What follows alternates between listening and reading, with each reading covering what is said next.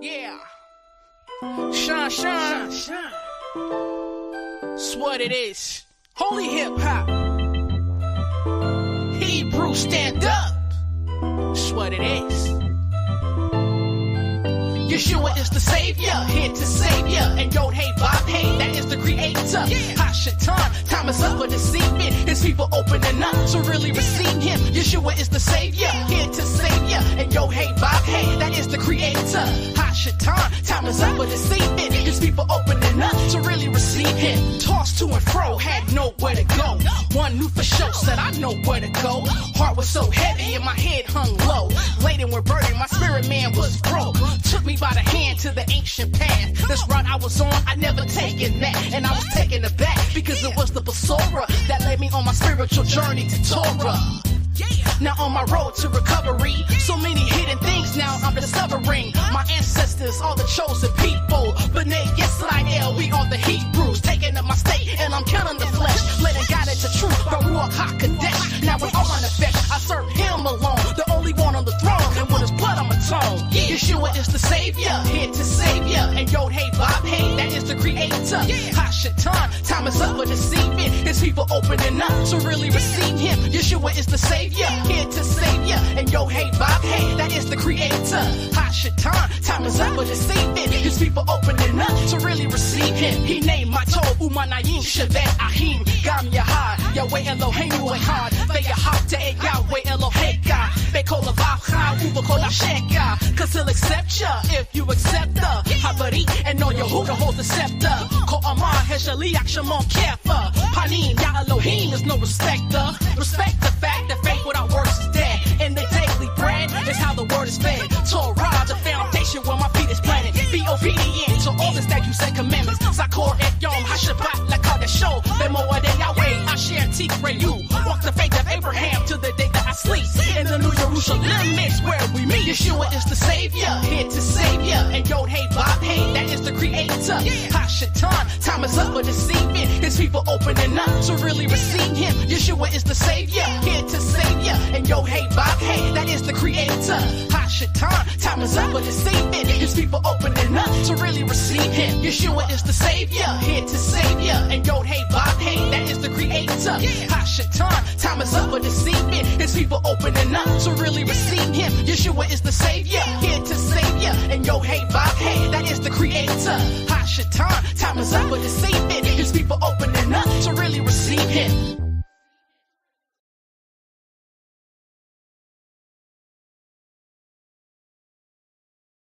Shalom uvracha mishpacha b'havrim. I am Sister Ashanti, also known on Facebook as Shanti Doc, and on my YouTube channel as 916 Shanshan. I am a Messianic Jew who follows Yeshua HaMashiach, also known as Jesus Christ, or as I call him, Yeshua HaKohen HaMelech, the priestly king, imitating him as he taught and lived the Torah, which is the law in the first 5 books of the Bible, administered to Moses by YHWH, Yahweh, the Lord God of Israel. I believe Yahweh, YHWH, is reviving and restoring a remnant of scattered Israel as dry bones in a valley as part of the promised seed of faith according to the Holy Scriptures. I believe this revival and restoration is about salvation through Yeshua to bring together all humanity who are believers as one through Yeshua to fulfill Scripture before his return to reign on earth and before the final judgment. It is my sincere prayer that by the ministry of the Scriptures and the Holy Spirit of Yahweh, YHWH, that allows me to bring forth information to you today, that I humbly present myself as a servant of YHWH, Yahweh, to everyone in need of salvation through the gospel of Yeshua.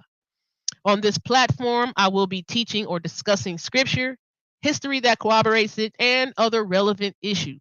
I pray you are edified, receive insight, inspiration, encouragement, and unwavering faith by the word of YHWH, Yahweh, in the name of Yeshua. Shalom, Sister Courtney, Erica Hair Loss. Shalom again. Shalom again to LaShawn Jones, sis. What's up? That's my sis. Thank you for the compliments. All praise to the Most High. Shalom to my sis Milagros, right? Shalom. Shalom to Brother Marcus Jones. Marcus Jones says, I'm with it tonight, huh? Thank you for the compliment on the song, sis. Thank you for that. Shalom, Brother Sean McGee. Shalom, Mishpacha V'Havrim Uvracha. So, yeah, again. All praise, honor, and glory to Yahweh, our Elohim, our Father, right? Our deity, our power, our Father. Oh, it's another video from your girl running a marathon tonight, huh? Thank y'all for tapping in. So please like, subscribe, and share this video. Please subscribe if you may, and please share this video. This is going to be very fun and informative, right? Hanukkah, keep it lit. Hanukkah, keep it lit. That's the title on this edition of Torah Tittles of the Text, right? I definitely hope y'all are doing good and blessed. So, ani mekaveh shekolachem osim tov umevarachim, right? Ani mekaveh shekolachem osim tov umevarachim. That means I hope y'all are doing good and blessed, right? So, thank y'all for tuning in tonight. Tonight is going to be fun.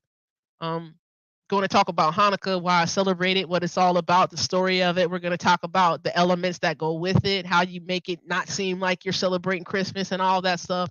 And no, it's not the Jewish Christmas, right? No, it is not the Jewish Christmas. So I have not done a lesson on this. I've been celebrating for quite some time. I think I've been in this for 10 years, so I believe this is about the 8th or the 9th Hanukkah celebration I've done, and I've learned better as the years have went by, right? So me as a Messianic Jew, I am definitely encouraged by this story. I love this story. I love celebrating it with my family. It's a very joyous occasion. Actually, some brothers and sisters in Sacramento and Marysville, my boy BA, who's going to come on and introduce himself formally in a minute. We're actually going to have one night of a party. We're actually going to do our party next weekend on the 24th, the night of the 24th. Hanukkah for this year starts tomorrow night, December the 18th at sundown, and that would be the 25th day of the month of Kislev, right? So, Brother BA, won't you come on and talk to the people real quick before we get into this thing? Nah, what's up with it, everybody? All praise to the Most High God in the name of His only anointed priest king, known as Yeshua the Christ. I'm just here to always support and back up my big sis. Yes, I did say my big sis. I consider her an elder. You know what I'm saying? I learned from her. So it's always a privilege to be on with her. And with that being said, let's get into it. BA always calls me the elder, and I'm not like 20 years older than him.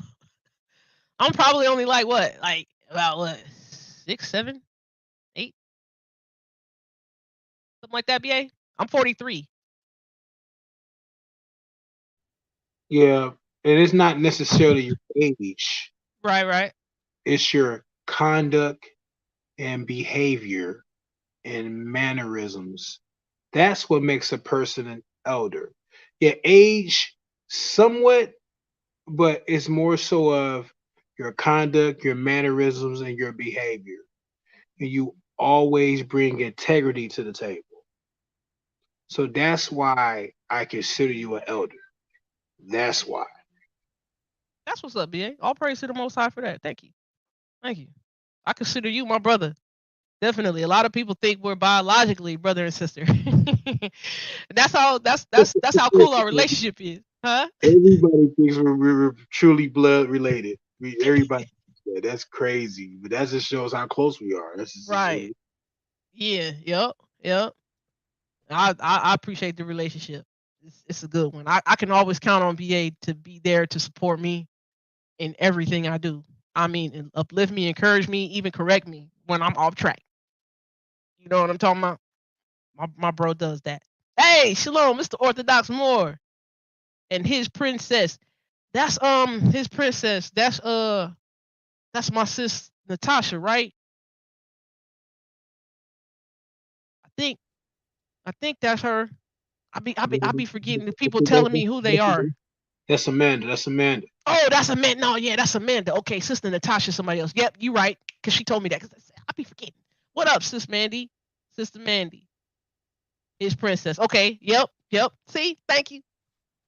I know I forgot. I'm like, yeah. Cause you know what? A lot of people don't have their actual certificate name as their handles on these internet streets. Right? My name is Ashanti, but my Facebook is not Ashanti, it's Shanti Doc, and then my YouTube is 916 Shan, right? But everything is a derivative from my name, Ashanti. Right? So I hopefully won't keep y'all too long tonight. We want to get into this thing about Hanukkah. So Hanukkah is the Hebrew word that means dedication. So actually, what is it? Let's look at it. This will be a good place to start. Number 7. Number 7. So it says why he beyom halot Moshe. What is that? Lechachem et hamishkan wayishmach. Excuse me. Wayimsak oto wakadesh oto ve'et kol kelav ve'et hamizbeach ve'et kol kelav. That's what? Wayim shahem wakadesh otam.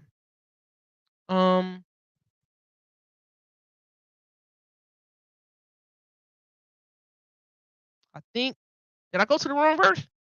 Hold on. Yeah, I did. Okay, so no, I didn't go to the wrong verse. So okay, so I know where I wanted to go. So number 7, when you go to number 7, you start at verse 1. You can see that Moses is finishing setting up the tabernacle. There's going to be offerings of dedication, and there's going to be sanctification for it. It's going to be consecrated and everything, right? And there's going to be some offerings. So you go to verse, I believe, 10. Yeah.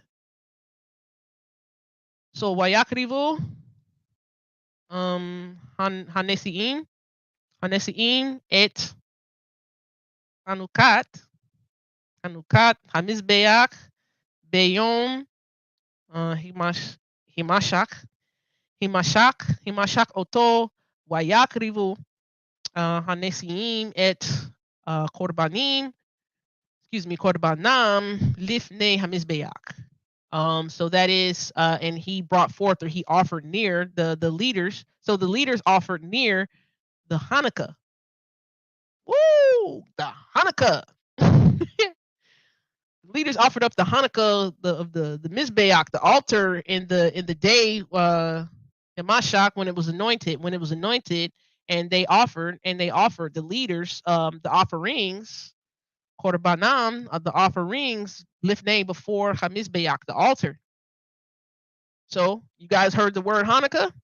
Shalom, Brother Charles again. So you guys heard the word Hanukkah. Numbers chapter 7, verse 10. Let's click on it. In the concordance here, 2598. How many of you all knew that the word dedication was actually in the Torah? Did you only think that the word dedication only showed up the first time in the book of Maccabees? Be honest, y'all. Be honest. Did you know that the word dedication or Hanukkah even showed up in the Torah, even before we see it in the New Testament? Did you think that the word Hanukkah was in the Bible in the Torah? Nope. Yep. See, that's good. See, Sister Miracle said, nah, she didn't know. Yeah, this is the word Hanukkah right here, Numbers chapter 7. So guess what? The Jews, Israelites, they've been dedicating. They've been doing dedication of the temple and especially the altars. Right? So the word Hanukkah means dedication, consecration. Het Nun, Kaf Hey. Right? Hanukkah. That's the word. Number 7, right? It's also in 2nd Chronicles.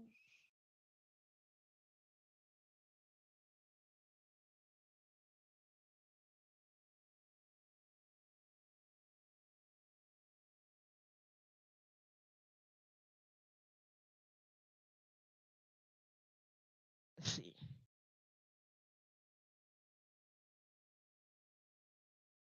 Okay. 2nd Chronicles 7. Where's it at?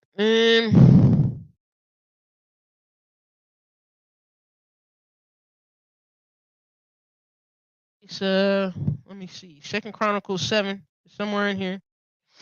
I don't want to read the whole thing. Hold on, let me get to it on my phone. Okay. I think actually let's read it. Let's read it. But let's read it let's do KJV. Shanti, you reading that KJV? Yeah. We'll look at something in a second. All right. I know it's Sister Miracles. I know what verse it is. I found out what verse it is. I'm just gonna start from verse 1. I think it's good to do this, right? 2nd Chronicles, chapter 7. Watch this. Let's make this a little bit bigger. Okay. So now when Solomon, we're gonna start from verse 1. Now when Solomon had made an end of praying, the fire came down from heaven and consumed the burnt offering and the offering, consumed the burnt offering and the sacrifices, and the glory of the Lord Yahweh filled the house. And the priests could not enter into the house of the Lord because the glory of the Lord had filled the Lord's house. We see Lord in all caps. That's YHWH, Yahweh. All right. And when all the children of Israel saw how the fire came down and the glory of the Lord upon the house, they bowed themselves with their faces to the ground upon the pavement and worshiped and praised the Lord, for saying, for he is good, for his mercy endureth forever. Right? Solomon's solemn sacrifice. Right? Because there's some coming up of the temple, the tabernacle here, right? Y'all see my replica, right? I love to put in that model together. That was fun. It took me like 2 weeks. And not because it was tough to put together, it's because I took a break. But what up, Mr. Blacktastic? As Zadok says, 80 Kane-tastic. Good to have you here, Mr. Blacktastic. All right. So let me continue. 2nd Chronicles chapter 7, verse 4.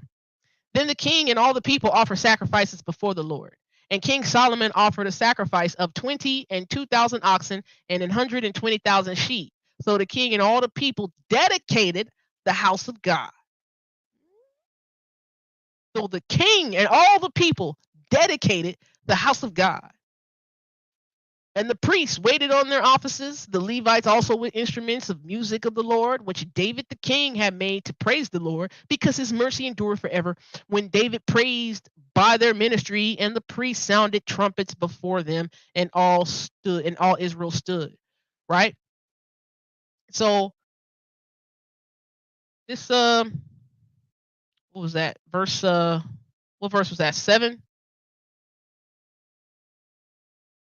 It's switched back to this. Okay. Why is it doing that? Because of my mouse. My mouse. I gotta get a different mouse.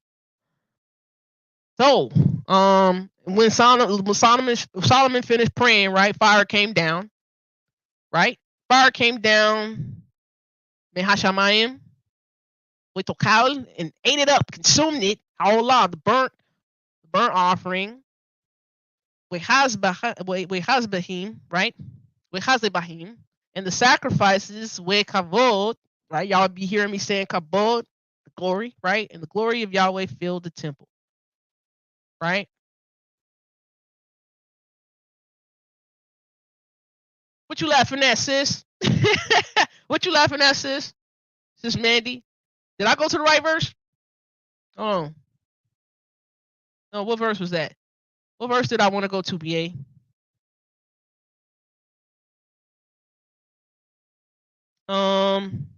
You want to read verse 8? That was verse no, hold on, no. That was verse 5. I wanted to go to verse 5, not 7. My bad. You know why? Because this thing is tripping. It's my mouse. You see that? My mouse be tripping. All right. So 2 Chronicles chapter 7, verse 5. See? That's verse 1. Where's verse 5?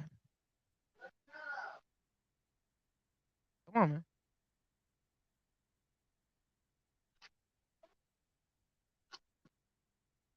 See what's going on? Like it's not giving it to me. Come on, man. I can read it for you. I want to put it on the screen, BA. You know what I mean? I know you're reading it from the book, but the people got to see it, BA. You know what I'm saying? Give the people an opportunity to see it, my brother. Yeah, I get it. All right, hold on. If my mouse would stop acting up, things would be all right. You know what I'm saying? It's the mouse. It's acting blind right now. There we go. Oh, I know it's the mouse. Interlinear.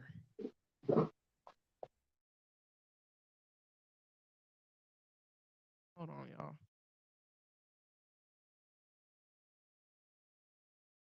Do this. Hold on, y'all. Just gonna run it back. My mouse has been tripping all day. I mean, all day. I want 2 Chronicles.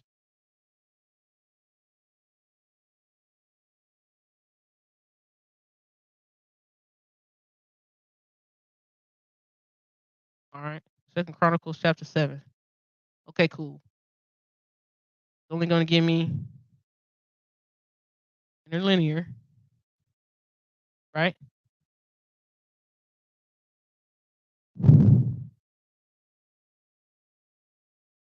Come on. There we go. There we go. Okay. If my mouse stopped acting up, everything will be all right. So, okay. And offered King Solomon a sacrifice of bulls 20 and 2,000 and sheep 120,000. So he dedicated the house. Right? Now I don't know if y'all can see the root letters of the word right here that I'm circling around with the mouse.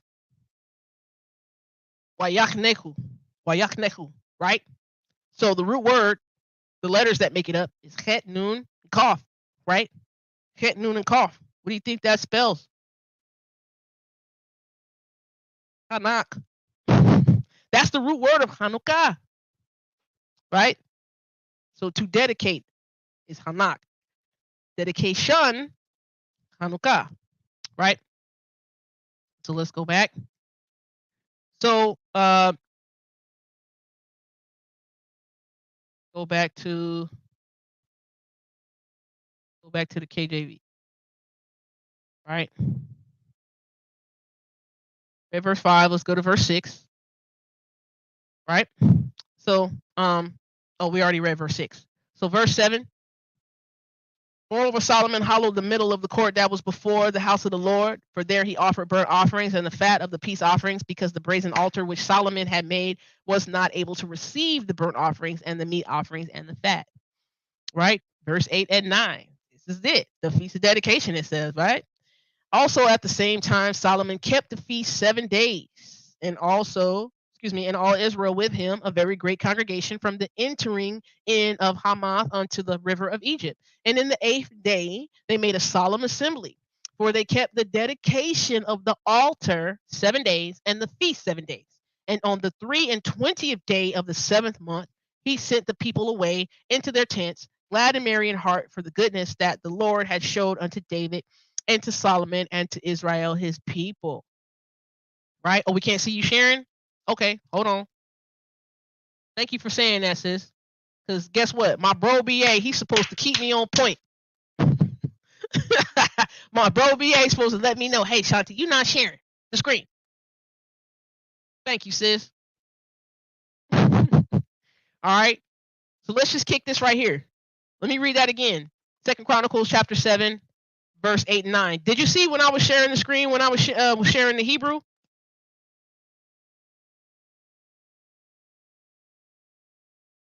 Let me know.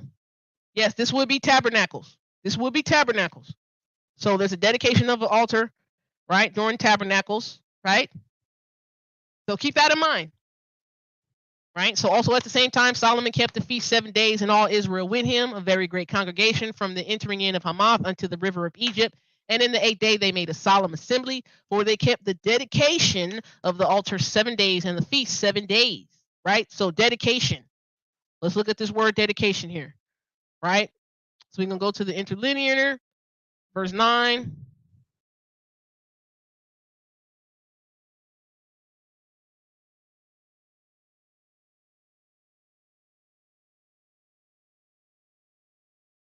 All right, so it's going to give me, okay, now I got to get my mouse working right. Okay. So they held on the 8th day a solemn assembly, right? A dedication. See that word right there, 2598? Hanukkah. Hanukkah. Het nun kaf ta, right? That's Hanukkah. So when you say Hanukkah, it's dedication. When you say Hanukkah, that's the construct. So it means of at the end, right? So dedication of, right? So Hanukkah, dedication. When you say Hanukkah, it's dedication of, right? Yep. That's not a silly question, right? It's not a silly question at all, sis. See, you learning. That's good. So this is the word in the book, in the Bible. The word dedication is in the Bible. It's in the Torah. It's in 2 Chronicles chapter 7. It's in the New Testament in John chapter 10. And it's also what? In Maccabees, right? So I just wanted to point that out to you guys real quick, right? So we're going to keep in mind that Solomon did the dedication of the altar, the 7 plus the 1 day, right? Got it. All right. So now let's take a look at this. B.A., you there? Yeah, I'm here. All right. Cool. All right. So me and you can go back and forth with this, but with the Maccabees. All right. So this is the story of Hanukkah, where we get it from. The story of Hanukkah, the thing that we celebrate today, in this time, right? That's going to start tomorrow night. It's going to start tomorrow night at sundown, right? So tomorrow night is the 25th day of the month of Kislev in the Hebraic calendar, right? I'm going to get to everything. I'm going to answer all the questions, everything, right? So let's get it in.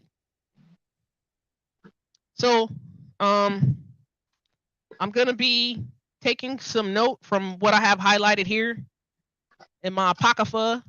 You know what I mean? I know y'all can't see it right now, but the Apocrypha is the little red book, right? And I'll have me and BA go back and forth reading, you know, the first book of Maccabees. So we're going to read a good chunk of verses.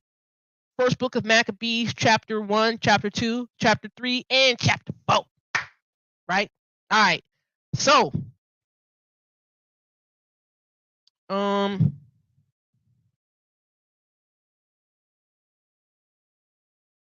VA, let me see. Yep. Let me make this bigger for you, my brother. Now That good, VA? Yeah, that's good. That's good. Oh, you got yours in front of you? Yeah, I'm reading out the Septuagint. Oh, because you got to be special. Oh. No, this how we do, y'all. We real brothers and sisters. Yeah, that's what it is. Yeah, me and Sean, we go at it all the time. Yeah.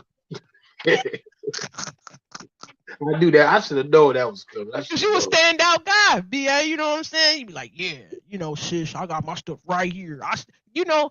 This is a man that's a great example of staying ready. This man stay ready. He stay equipped. He be like, man, I got that source right here. you know?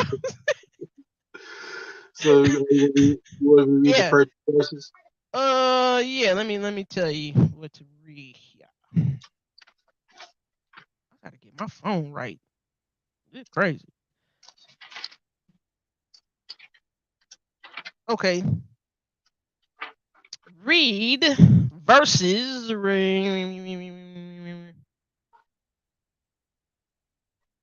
Let's see.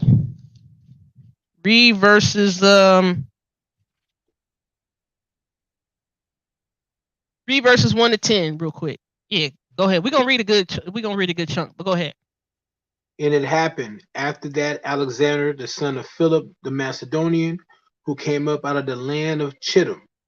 That's Rome, y'all. ROME, right? It is Rome, exactly. Mm-hmm. Yeah, Mm-hmm. yeah, people, do your research on that. Mm-hmm. There's a connection in the book of Daniel as well, but we keep going. Mm-hmm. Had smitten Darius, king of Persia and Medes, that he reigned in his stead the first over Greece. And many wars, Made many wars.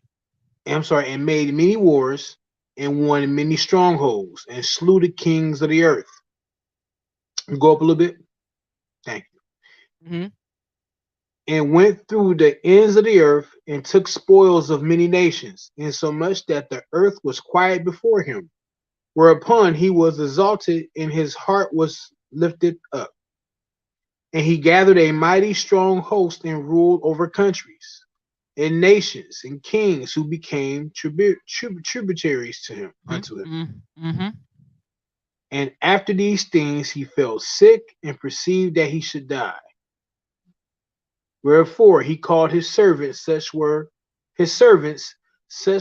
honorable, and had been brought up with him from his youth, and parted his kingdom among them while he was yet alive. So Alexander reigned 12 years, and then died. So this Alexander the Greek, right? Yeah, the Greek. That's what you call Alexander the Greek, right? I told So my daughter, his general, huh? as I was telling my daughter, say Alexander the Greek. Yeah, yeah. So he's the one who had these generals, right? And after he died, these generals, they all, verse 9 is going to explain, right? They fought over the territories, right? And so the territories now become what? The Seleucids and the Ptolemies, right? So the Those are the two heavyweights, pretty much out of the four. right, the two heavyweights. And so the Seleucids they covered or reigned over the area of Syria, right? BA? Exactly. And then the Ptolemies, they won over and reigned over Egypt, correct? Exactly. All right. So now it's going to talk about his servants, his generals, right? Alexander. So go ahead and read. Verse 8. Yep, verse 8 and 9. Mm-hmm. In his service bear rule everyone in his place. And after his death, they all put crowns upon themselves. So did their sons after them many years, and evils were multiplied in the earth. And there came out of them a wicked root, Antiochus, surnamed Epiphanes, son of Antiochus, the king, who had been in hostage at Rome, and he reigned in the 137th year of the kingdom of the Greeks. All right. So Paul's right there, right? So now we got Antiochus Epiphanes. I know y'all heard that name. Mm-hmm. Antiochus Epiphanes, right? A wicked root. He was a wicked root, right? So he's the son. So he's the son of Antiochus III. He's the one who reigned over the Seleucids of Syria, right? Mm-hmm. Okay. He reigned in the 137th year of the kingdom of the Greeks. So what? He's over the who? The Greeks. Right? Yep. All right. Now, I'm writing some notes down as I go along. But let's do this. So let me read a little bit here, BA. So I'm gonna read verse 11. I'm gonna be skipping over certain verses for time's sake, right? Because there's a lot to cover. So in those days, went there out of Israel. Pay attention, y'all. In those days went there out of Israel wicked men who persuaded many, saying, let us go and make a covenant with the heathen that are round about us. For since we departed from them, we have had much sorrow. Let's go make a covenant with them. Let's go make an agreement with them, because we can't. Oh boy, we getting beat up over here, right? So this device pleased them well, right? All right. So then certain of the people were so forward there herein that they went to the king, who gave them license to do after the ordinances of the heathen. Whereupon they built a place of exercise at Jerusalem according to the customs of the heathen. So in these gyms, they was over here doing all sorts of stuff. They was naked, right? Right? It made themselves uncircumcised. Right? I don't know how they do that, but they made themselves uncircumcised, and they forsook the holy covenant and joined themselves to the heathen and were sold to do mischief. Right? Yeah. Now when the kingdom was established before Antiochus, he thought to reign over Egypt, that he might have the dominion of two realms. Right? So wherefore he entered into Egypt with a great multitude, with chariots and elephants and horsemen and a great navy, and made war against Ptolemy, king of Egypt. See, that's how you spell it, sis Miracles. You say the what? The Ptolemy. That's right. There go in verse 18. Ptolemee. Right? Ptolemy. So Antiochus is going to make war against the king of Ptolemy because he want to take over Egypt, right? But Ptolemy was afraid of him and fled, and many were wounded to death. Thus they got the strong cities in the land of Egypt, and he took the spoils thereof. And after that, Antiochus had smitten Egypt. He returned again in the 143rd year and went up against Israel and Jerusalem with a great multitude. Why? Because he feeling himself. Yep. Right, like, oh, I took the spoils of Egypt to Ptolemy. I go up against what? Israel and Jerusalem. After all, they over here, they want to give it up. They want to give it up. They want to forsake their covenant and come over to me. Boom. You know what I mean? He thinks he got the power now. What'd you say? Pretty much a tyrant. Yep. Greed, power. That's what it leads to, more destruction. Yep. So watch this. Verse 20. So after that, Antiochus has smitten Egypt. He returned again, what? In the 143rd year. This is BC, y'all. 143rd year BC. He went up against Israel and Jerusalem with a great multitude and entered proudly into the sanctuary, the temple, y'all. Right? This is the second temple, the sanctuary. He entered proudly into the sanctuary and took away the golden altar, right? And the candlestick of light, that's the menorah, and all the vessels thereof, and the table of the showbread, and the pouring vessels, and the vials, and the censers of gold, right, to offer incense, and the veil. He took the veil down, and the crown, and the golden ornaments that were before the temple, all which he pulled off. He took also the silver and the gold and the precious vessels. Also, he took the hidden treasures which he found. He probably was all up in the Ark of the Covenant, because there's Aaron's rod in there, right? The pouring vessel, all that stuff. The hidden treasures, right? Verse 24. And when he had taken all away, he went into his own land, having made a great massacre and spoken very proudly. Boy, he was haughty. He was haughty, right? So, yeah, let me get you to read verse 20. Just read verse 25 real quick. 25. Mm-hmm. Therefore, there was a great mourning in Israel in every place where they were. Okay. Yeah. Okay, hold on. Brother Marcus said reverse circumcision is called epispasm. Reverse circumcision. I don't even want to know how they reverse that, my brother. I don't even think you as a brother would want to know how they was doing that. Yeah, I had to do that on my own research, my own time to act. Yeah. Like something I don't want to get into right now. Ooh, I'm like, y'all, was it that serious? You know what I'm saying, BA? That would be my question. Is it that serious? Good, great. And you know what's crazy, since we're kind of somewhat talking about it just real quick. Mm-hmm. I think that's why I think where is that in Corinthians? Where Paul, the context is that you see, I can't remember it's precisely where in Corinthians, But we understand that at the time, when the Israelites were amongst the Greeks had a problem with their circumcision. They didn't like it. It was weird to them. Mm-hmm. So it's just crazy. All right. She said, "Hope is of the heart." Yeah, I will hope so.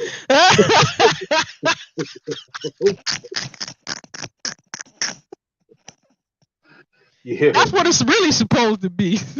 yeah. Ultimately. All right. All right.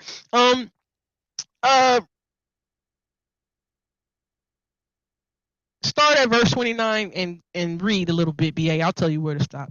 All right. And after 2 years fully expired, the king sent his chief collector of tribute unto the cities of Judah, who came unto Jerusalem with a great multitude, and spake peaceable words unto them. But all was deceit, for when they had given him credence, he fell suddenly upon the city and smote it very sore, and destroyed much people of Israel. And when he had taken the spoils of the city, he set it on fire, and pulled down the houses and walls thereof on every side. But the women and children took they captive, and possessed the cattle. Then built they the city of David with a great and strong wall, with many towers, and made it a stronghold for them. And they put therein a sinful nation, wicked men, and fortified themselves therein. Go up some. Yep. All righty. Keep going. Yep. 36. Or was that 35? Read 35. Yeah, 35. Yeah, 35. They stored it also with armor and victuals. And when they had gathered together the spoils of Jerusalem, they laid them up there, and so they became a sore snare. For it was a place to lie in wait against the sanctuary, and an evil adversary to Israel. Thus they shed innocent blood on every side of the sanctuary and defiled it. And so much that the inhabitants of Jerusalem fled because of them, whereupon the city was made an habitation of strangers, and became strange to those that were born in her, and her own children left her. Her sanctuary was laid to waste like a wilderness. Her feasts were turned into mourning, her Sabbaths into reproach, her honor into contempt. All right, pause right there. Like I said, we're just gonna read a little bit. Go verse 41. Moreover, King Antiochus wrote to his whole kingdom that all should be one people, and everyone should leave his laws. So all the heathen agreed according to the commandment of the king. Yea, many also of the Israelites consented to his religion, and sacrificed unto idols, and profaned the Sabbath. For the king has sent letters by messengers unto Jerusalem and the cities of Judah, that they should follow the strange laws of the land, and forbid burnt offerings and sacrifice and drink offerings in the temple, and they should profane the Sabbaths and festival days, and pollute the sanctuary and holy people, set up altars and groves and chapels of idols, and sacrifice swine flesh and unclean beasts. Now pause right there. See, they got us profaning and say, he talking about, hey, follow the Greek ways and forsake everything that you got in your law. Right? Set up these altars, these pillars, these obelisks, these phallic symbols, these groves, these idols, and put swine flesh on the altar. Forget the Sabbath day and forget your feast days. That's what was going on. That's crazy. Right? Verse 48. 48. That they should also leave their children uncircumcised, and make their souls abominable with all matter of uncleanness and profanation. Profanation. Yeah, I'm sorry. Profanation. Yeah, you're going to tell these people to leave their children uncircumcised. That's a part of the Torah. So they're telling everybody, hey, Antiochus is writing to the people, forsake your laws. Everybody got to be one under the Greek law. Right? To the end, they might forget the law. To the end, they might forget the Torah and change all the ordinances. Right? Verse 50, BA. And whosoever would not do according to the commandment of the king, he said he should die. Whoa. Whoever would not do according to the commandment of the king Antiochus, he said he should die. In the same self manner wrote he to his king, his whole kingdom, and appointed overseers over all the people, commanding the cities of Judea to sacrifice city by city. Then many of the people were gathered unto them, to wit, everyone that forsook the law. So they committed evils in the land, and drove the Israelites into secret places, even wheresoever they could flee for succor. We know what that All right, word. pause right there. Yeah, flee for succor. Yeah, because they was in they was in distress. Yeah, distress. Right? They needed some sort of assistance. Right? They needed some grave assistance, right? So the Israelites, they went into the secret places. Now remember these things, right? So Antiochus is telling them to forget the Torah, forget Sabbath day, forget your feast days. We're gonna sacrifice swine's flesh on the altars, right? And anybody who don't agree to this commandment, they gotta die. It's crazy, right? So what would Israel do? Israel, the Jews, the Jewish people, they would flee into secret places. A lot of the times the caves, right? So now watch this. I'm gonna read a little bit here. So like I said, we got a lot to read, and I'm gonna try to read through it fast, right? So now the 15th day of the month Kislev, right? Kislev, in the 145th year, so 145, right? A couple years later, after he went in the temple, and after Antiochus went in the temple and desecrated it, took all the vessels, the menorah and everything, right? This is 2 years after, right? So the 15th day of the month of Kislev, right?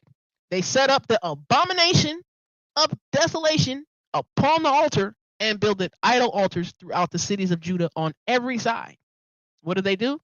They burnt incense at the doors of their houses and in the streets. And when they had rent in pieces the books of the law which they found, they burned them with fire. They was burning the scrolls. And whosoever was found with the book of the testament, if you were found with the Torah, or if you committed to the law, or if you committed to doing the Torah, the king's commandment was that they should put him to death. Thus did they, by their authority, unto the Israelites every month, to as many as were found in the cities. Right? So this is sometimes Hanukkah falls in November, sometimes it falls in December, right? So sometimes it can happen in the 9th month, sometimes it can happen in the 10th month, the month, right, of Kislev. Right? Now watch this. Verse 59. Now the 5 and 20th day, 25, the 25th day of the month of Kislev, they did sacrifice upon the idol altar, which was upon the altar of God. No. So they put this idol altar on top of the altar of God. Right? At which time, according to the commandment, they put to death certain women that had caused their children to be circumcised. Right? This is the crazy part. I hate to read this part, but so they put to death the women who caused their children to be circumcised. They hanged the infants about their necks and rifled their houses and slew them that had circumcised them. Howbeit many in Israel were fully resolved. Many in Israel were fully resolved and confirmed in themselves not to eat any unclean thing. Wherefore they rather to die, that they might not be defiled with meats, and that they might not profane the holy covenant. So then they died, and there was very great wrath upon Israel. Right? It's crazy. All right, BA. So this is where we're going to go next. Chapter 2, Maccabees chapter 2. Stuff do make you choke up, huh? This is what our ancestors had to go through. Shanti, BA. Sister Miracle. Sister Mandy. Brother Blacktastic. Brother Marcus. Sister LaShawn. Sister Rochelle. Why y'all don't want to eat no pork? Got a reason. You got a reason. It's not to eat. Right. We try to have an utmost allegiance to our deity because of what our deity has done for us. Mm. All right. So this is where we get into the characters of Maccabees, right? All right, BA. So go ahead and let's go to verse 1. Yeah, go to verse 1. In those days arose Matthias, the son of John, the son of Simon, a priest of the sons of Jorib from Jerusalem, and dwelt in Modin. Mhm. And he had 5 sons: Joanne called Caddis, Simon called Thaddeus, Judas who was called Maccabeus, Eleazar called Avaran, and Jonathan whose surname was Appas. And when he saw the blasphemies that were committed in Judah in Jerusalem, he said, "Woe is me! Wherefore I was born to see this misery of my people in the holy city, and to dwell there when it was delivered into the hand of the enemy, and the sanctuary into the hand of strangers." All right, hold on.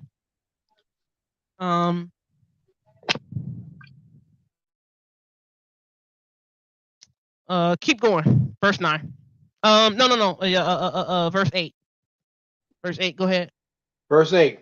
Mhm. Her temple is become a man without glory. Her temple is become as a man without glory. My apologies.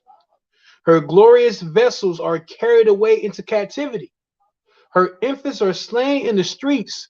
Her young men with the sword of the enemy. What nation had not had a part in her kingdom and gotten of her spoils? All her ornaments are taken away. Of a free woman, she is become a bondslave. And behold, our sanctuary, even our beauty and our glory, is laid waste. And the Gentiles have profaned it. All right, so pause. So let me read verse 15. Let's see. So they were pretty much upset. So verse 15. In the meanwhile, the king's officers, such as compelled the people to revolt, came into the city, Modin, to make them sacrifice. And when many of Israel came unto them, Mattathias also and his sons came together. Right? Then answered the king's officers and said to Mattathias on this wise: Thou art a ruler and an honorable and great man in this city, and strengthened with sons and brethren. Now therefore, come thou first and fulfill the king's commandment, like as all the heathen have done, yea, and the men of Judah also, and such as remain at Jerusalem. So shalt thou and thy house be in the number of the king's friends, and thou and thy children shall be honored with silver and gold and many rewards. They're trying to persuade Mattathias to go ahead with the heathens. They want to try to reach somebody of influence, so this person of influence can tell all the rest of the Jews, hey, just go ahead and do this so that you'll have honor and you'll get all these spoils. You get gold and silver, right? That's crazy. So then Mattathias answered and spake with a loud voice: Though all the nations that are under the king's dominion obey him, and fall away every one from the religion of their fathers, and give consent to his commandments, yet will I and my sons and my brethren walk in the covenant of our fathers. Mattathias said, nah. So while the rest of y'all Jews want to go ahead and fall away and give up the covenant and the Torah of your fathers, your ancestors, your deity, YHWH, Mattathias said, we ain't doing it. Me and my son and my brother, we ain't doing it. God forbid that we should forsake the law and the ordinances. See, I don't know if y'all catching this, but the story of Hanukkah is not just about Jews against Greeks. This is also about Jews against Jews.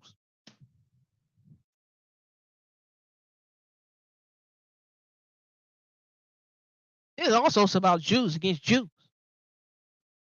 I don't know if y'all see what's going on right here. Right? All right. Let me continue to read here. So he said, verse 22, we will not hearken to the king's words to go from our religion either on the right hand or the left. He said, no, we ain't swaying from the left or the right. We pressing for the mark. The mark is Torah. Right? Now, when he had left speaking these words, there came one of the Jews in the sight of all to sacrifice on that altar, which was at Modin, according to the king's commandment. Huh? So, verse 24 says, Mattathias saw it, right? He was inflamed with zeal, and his reins trembled. Neither could he forbear to show his anger according to judgment. Wherefore he ran and slew him upon the altar. Jews against Jews. Who's on the Lord's side, like Eliezer said in Kings? Can't be hopping between two opinions, right? That's what this was about, right? Let's pick it up at verse 27, BA. Go ahead, please. Verse 27. Mhm. And Matthias cried throughout the whole city Mhm. with a loud voice, saying, Whosoever is zealous of the law and maintaineth the covenant, let him follow me. Mhm. So he and his sons fled into the mountains and left all that they ever had in the city. Right. Now hold on. Skip to verse 31. For time's sake, skip to 31. Mm-hmm. Now, when it was told the king's servants and the host that was at Jerusalem in the city of David that certain men who had broken the king's commandment were gone down into the secret places in the wilderness, they pursued after them a great number, and having overtaken them, they camped against them and made war against them on the Sabbath day. Pause. They made war against them on the Sabbath day. Right? So they rose up in battle on the Sabbath day, pretty much.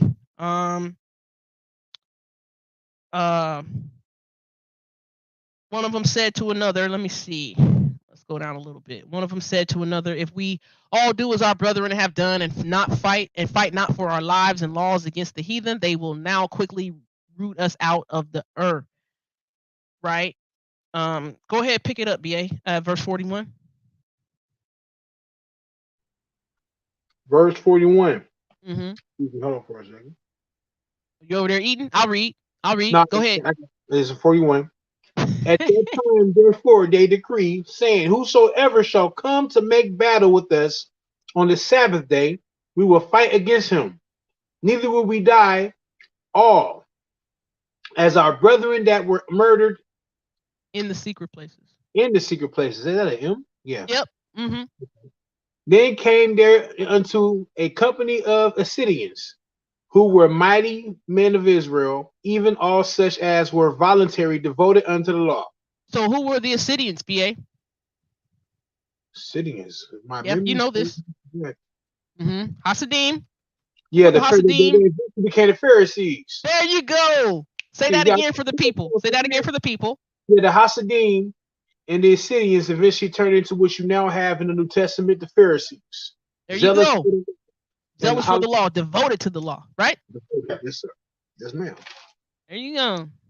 Yeah, Assyrians. I knew that. I just had to think about it for a second. Oh yeah, no problem. All right. So verse 44. Verse 44. Yep. So they joined forces and smote sinful men in their anger, and wicked men in their wrath. But the rest fled to the heathen for succor or safety. And they fled to the heathen. So this is some Jews giving up their Jewishness, giving it up. So I will say this: Gentile, heathen, also can mean, even if you're natural born, you would be considered a Gentile. You would be considered a heathen if you went off and start doing these ways. But you were considered Hasidim. Is that the way you spell Hasidim? Try Hassidim. I'm not quite sure. Hasidim, that could be. Let me see. Yeah, Hassidim. Yeah. Cool. All right. So go ahead and read verse 45 and 46, BA. Then Matthias and his friends went round about and pulled down the altars. Mm. And what children soever they found within the coast of Israel uncircumcised, those they circumcised valiantly. So Mattathias is like, nah, whoever's zealous for the law, we gonna do according to the law. If we find you uncircumcised, we're gonna circumcise you to make sure that you get distinguished. Yeah, right? buddy. Right? So they pursued after the proud men, and the work prospered in their hand. They recovered the law out of the hand of the Gentiles and out of the hand of the kings. Neither suffered they the sinner to triumph. Right? Now it was come time for Mattathias to die. He said to his sons, keep with this pride, right? Now hath pride and rebuke gotten strength in the time of destruction and the wrath of indignation. Therefore, my sons, be zealous for the law, give your lives for the covenant of your fathers. Call to remembrance what acts our fathers did in their time, so shall ye receive great honor and everlasting name. Right? And he goes on, right? Verse 70. It says, and he died in the 146th year, and his sons buried him in the sepulchre of his fathers at Modin, and all Israel made great lamentation. So Mattathias dies, what, in year 146 BC, right? Right. We got 2 more chapters to read of First Maccabees, and then we'll read some more, right? I hope y'all getting this. We got to get this, all right? All right, so let's see here. First Maccabees chapter 3. Then his son Judas, called Maccabeus, rose up in his stead. Right? Rose up in his stead. And all his brethren helped him. And so did all they that held with his father, and they fought with cheerfulness the battle of Israel. Right? He pursued the wicked. Verse 5, he pursued the wicked, sought them out, burnt up those that vex his people. The wicked shrunk for fear of him. Verse 6, and all the workers of iniquity were troubled because salvation prospered in his hand. Judas Maccabeus was tearing stuff up. You know what I mean? He grieved many kings, made Jacob glad with his acts. His memorial is blessed forever. Moreover, he went through the cities of Judah, destroying ungodly out of them, turning away wrath from Israel, so that he was renowned unto the utmost part of the earth, and he received unto him such as were ready to perish. Right? Verse 10, BA, read verse 10. Then Apollonius gathered the Gentiles together in a great host out of Samaria to fight against Israel. 11. Which thing when Judas perceived, he went forth, and so he smote him and slew him. Many fell down slain, but the rest fled. Wherefore Judas took their spoils and Apollonius' sword also, and therewith he fought all his life long. Another king of the Seleucids is Apollonius, correct? I mean, yeah. This is after Antioch. Yeah. No, this is still Antiochus. Antiochus is still leaving. This is like the like a general, like a general of ranking under him. Yeah, or something like Yeah, one of his captains or whatever. Right. Shalom, Kendrick. Shalom. 13. When, let's see. Wherefore? Hold on, I'm sorry. 13. Now. Verse 12. Oh, verse 12, I'm sorry. Wherefore Judas took their spoils and Apollonius' sword also, and therewith he fought all his life. 13.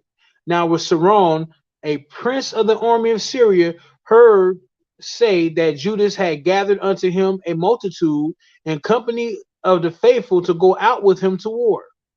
He said, I will get me a name and honor in the kingdom, for I will go and fight with Judas and them that are with him who despise the king's commandment.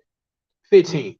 So he made him ready to go up, and there went him a mighty host of the ungodly to help him and to be avenged.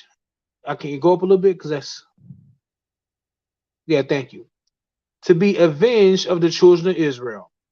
And when he came near to going up to Betharon, Judas went forward to meet him with a small company.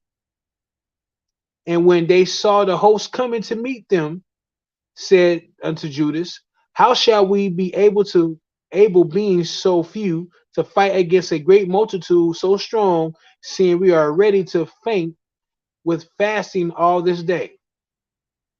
Right. Unto whom, I'm sorry, want me to stop? No, go ahead. I said right. Unto whom Judas answered, is it not, I'm sorry, it is no hard matter for many to be shut up in the hands of the few. And with the God of heaven, it is all one to deliver with a great multitude or a small company. For the victory of the battle standeth not in the multitude of a host, but strength coming from heaven. That's powerful. These brothers believe and they have faith and they acted on it. They acted. Right. So the question is, Saran. So the question is, Saran says, when he says fight with him, does that mean Saran was against Judas, or with him as an ally? Good question. Let's go. Now was Saran a prince of the army of Syria, heard say that Judas had gathered unto him a multitude and company of the faithful to go out with him to war. Mm-hmm. He said, I will get me a name and honor in the kingdom, for I will go fight with Judas and them that are with him who despise the king's commandment. So it looked like he was against him, Yeah, right? because they despise the king's commandment because Judas Maccabees, they're going against the king and they're zealous for the Torah. So Saran is a man who's going up against Israel. That answers the sister's question. Well, hold on. Let me see.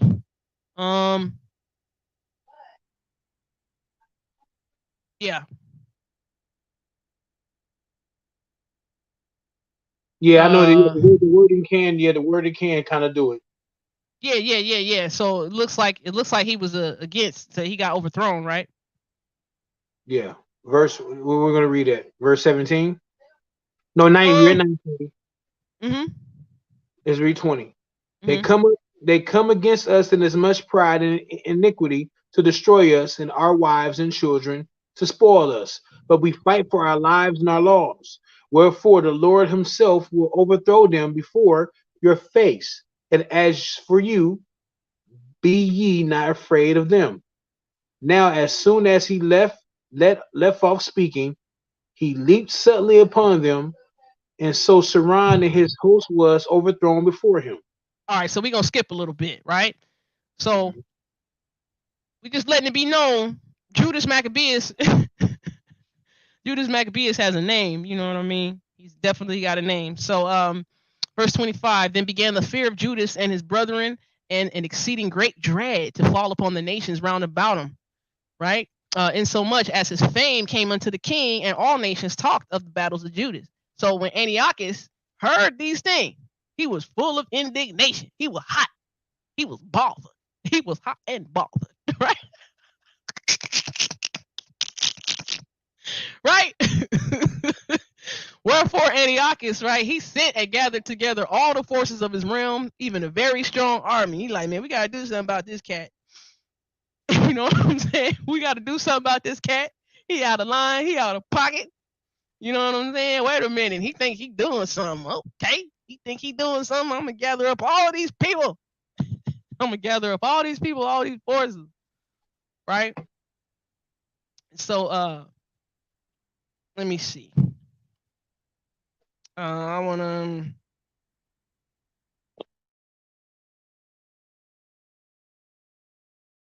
let me see. Cause there's still a lot to go and little time. Not little time, but you know, definitely want to get through some of this. Okay. Okay. Let me read verse 29. When he saw that the money of his treasures failed and that the tributes in the country were small because of the dissension and plague which he had brought upon the land and taken away the laws which had been of old time, he feared that he should not be able to bear the charges any longer, nor to have such gifts to give so liberally as he did before. For he had abounded above the kings that were before him. Right? Wherefore, 31, wherefore being greatly perplexed in his mind, he determined to go into Persia, there to take the tributes of the countries and gather much money. So he left Lysias, a nobleman, right? So he left Lysias, a nobleman, and one of the blood royal to oversee the affairs of the king from the river Euphrates unto the borders of Egypt, and to bring up his son Antiochus until he came again. So moreover, he delivered unto him the half of his forces, the elephants, gave him charge of all the things that he would have done, as also concerning them that dwelt in Judah and Jerusalem, to wit, that he should send an army against them to destroy and root out the strength of Israel and the remnant of Jerusalem, and take away their memorial from that place, and that he should place strangers in all their quarters and divide their land by lot. We know that's a big no, right? Verse 37, watch this. So the king took the half of the forces that remained and departed from Antioch, his royal city, the 147th year, and having passed the river Euphrates, he went through the high countries, right? Then Lysias chose Ptolemy, the son of Dorminus, Nicanor, and Gorgias, right? Mighty men of the king's friends, right? He like, look, we gonna get everything together, right? He gonna send all these men. They came and pitched by Emmaus in the plain country, right? And the merchants, they heard the fame. They took silver and gold with servants, came into the camp to buy the children of Israel for slaves. A power also of Syria and of the land of the Philistines joined themselves unto them, right? So the Philistines and Syrians joining in, right? So when Judas and his brethren saw this miseries that were multiplied, right? Their brothers, some of their brothers with them going into slavery, that the forces did encamp themselves in their borders. They knew, because they knew how the king had given commandment to destroy the people and utterly abolish them. They said one to another, let's restore the decayed fortune. Let's restore the decayed fortune of our people.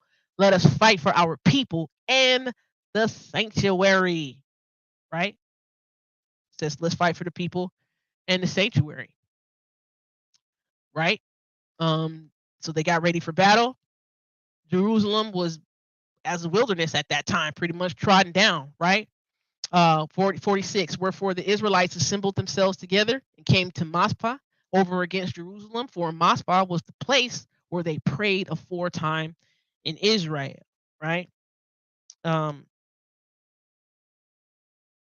they fasted that day, put on sackcloth, cast ashes upon their heads, rent their clothes, laid open the book of the law, wherein the heathen had sought to paint the likeness of their images. They brought the priest's garments, first fruits, tithes, and the Nazarites they stirred up, who had accomplished their days. Then they cried out with a loud voice to heaven, saying, what shall we do with thee? And whither shall we carry them away? For the sanctuary is trodden down and profane, and thy priests are in heaviness and brought low. And lo, the heathen are assembled together against us to destroy us. What things they imagine against us, thou knowest. Thou knowest, right? How should we be able to stand against them except thou, O God, be our help? There go that word, be our help. And not some rinky-dink assistance. This is the type of assistance that's definitely strengthened enough to help in times of hardship and distress, because that's what they're going through, right? It's throughout the whole Bible. It's throughout the whole Bible, right? So they sounded, they with the trumpets cried out with a loud voice. And after this, Judas ordained captains over the people, captains over thousands and over hundreds and over fifties and over tens, right? Right? But as for such were building houses or had betrothed wives or were planting vineyards or were fearful, those he commanded that they should return every man to his house according to the law. Hey, we need y'all to go back, build these houses. You got your wives over there. You're not supposed to be going to war. The agricultural people who got charge over the land, we need you, right, to be over there. The rest of us, we finna go fight. Right? We finna go fight. So the camp removed and pitched upon the south side of Emmaus. And Judas said, arm yourselves, be valiant men, and see that ye be in readiness against the morning, that ye may fight with these nations that are assembled together against us to destroy us and our sanctuary. For it's better for us to die in battle than to behold the calamities of our people and our sanctuary. Nevertheless, as the will of God is in heaven, so let him do. Right? They kept the law because it was never about numbers. the Most High don't want you to have a big number of army anyway, right? Like he told Gideon, right? Because guess what? The Most High knows is people's going to think it's you if you have a great number of army. But the Most High always wants people to understand that it is the Most High YHWH that is actually fighting the battle. Praise the Most High. Right? All right. Chapter 4. This is where the good stuff is. This is where the good stuff is. Woohoo! Woohoo! And then we're going to get to the fun stuff of Hanukkah. But this is Hanukkah, y'all. Right? Okay, BA. Let's get it. Let's see. So I don't want to read everything, but Gorgias, you know, one of these the guys, the friend of the king, you know, he's taking up all these people. He's getting his army together, right? They came to encamp and overthrow Judas, right? Watch this. Start at verse 6. Verse 6. But as soon as it was day, Judas showed himself in the plain with 3,000 men, who nevertheless had neither armor nor swords in their hands, in their minds. That's interesting.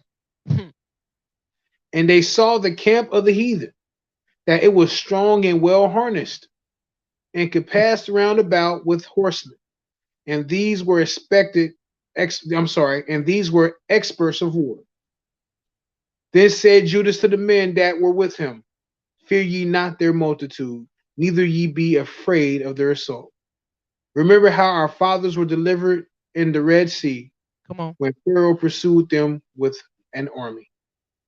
Now therefore, let us cry unto heaven.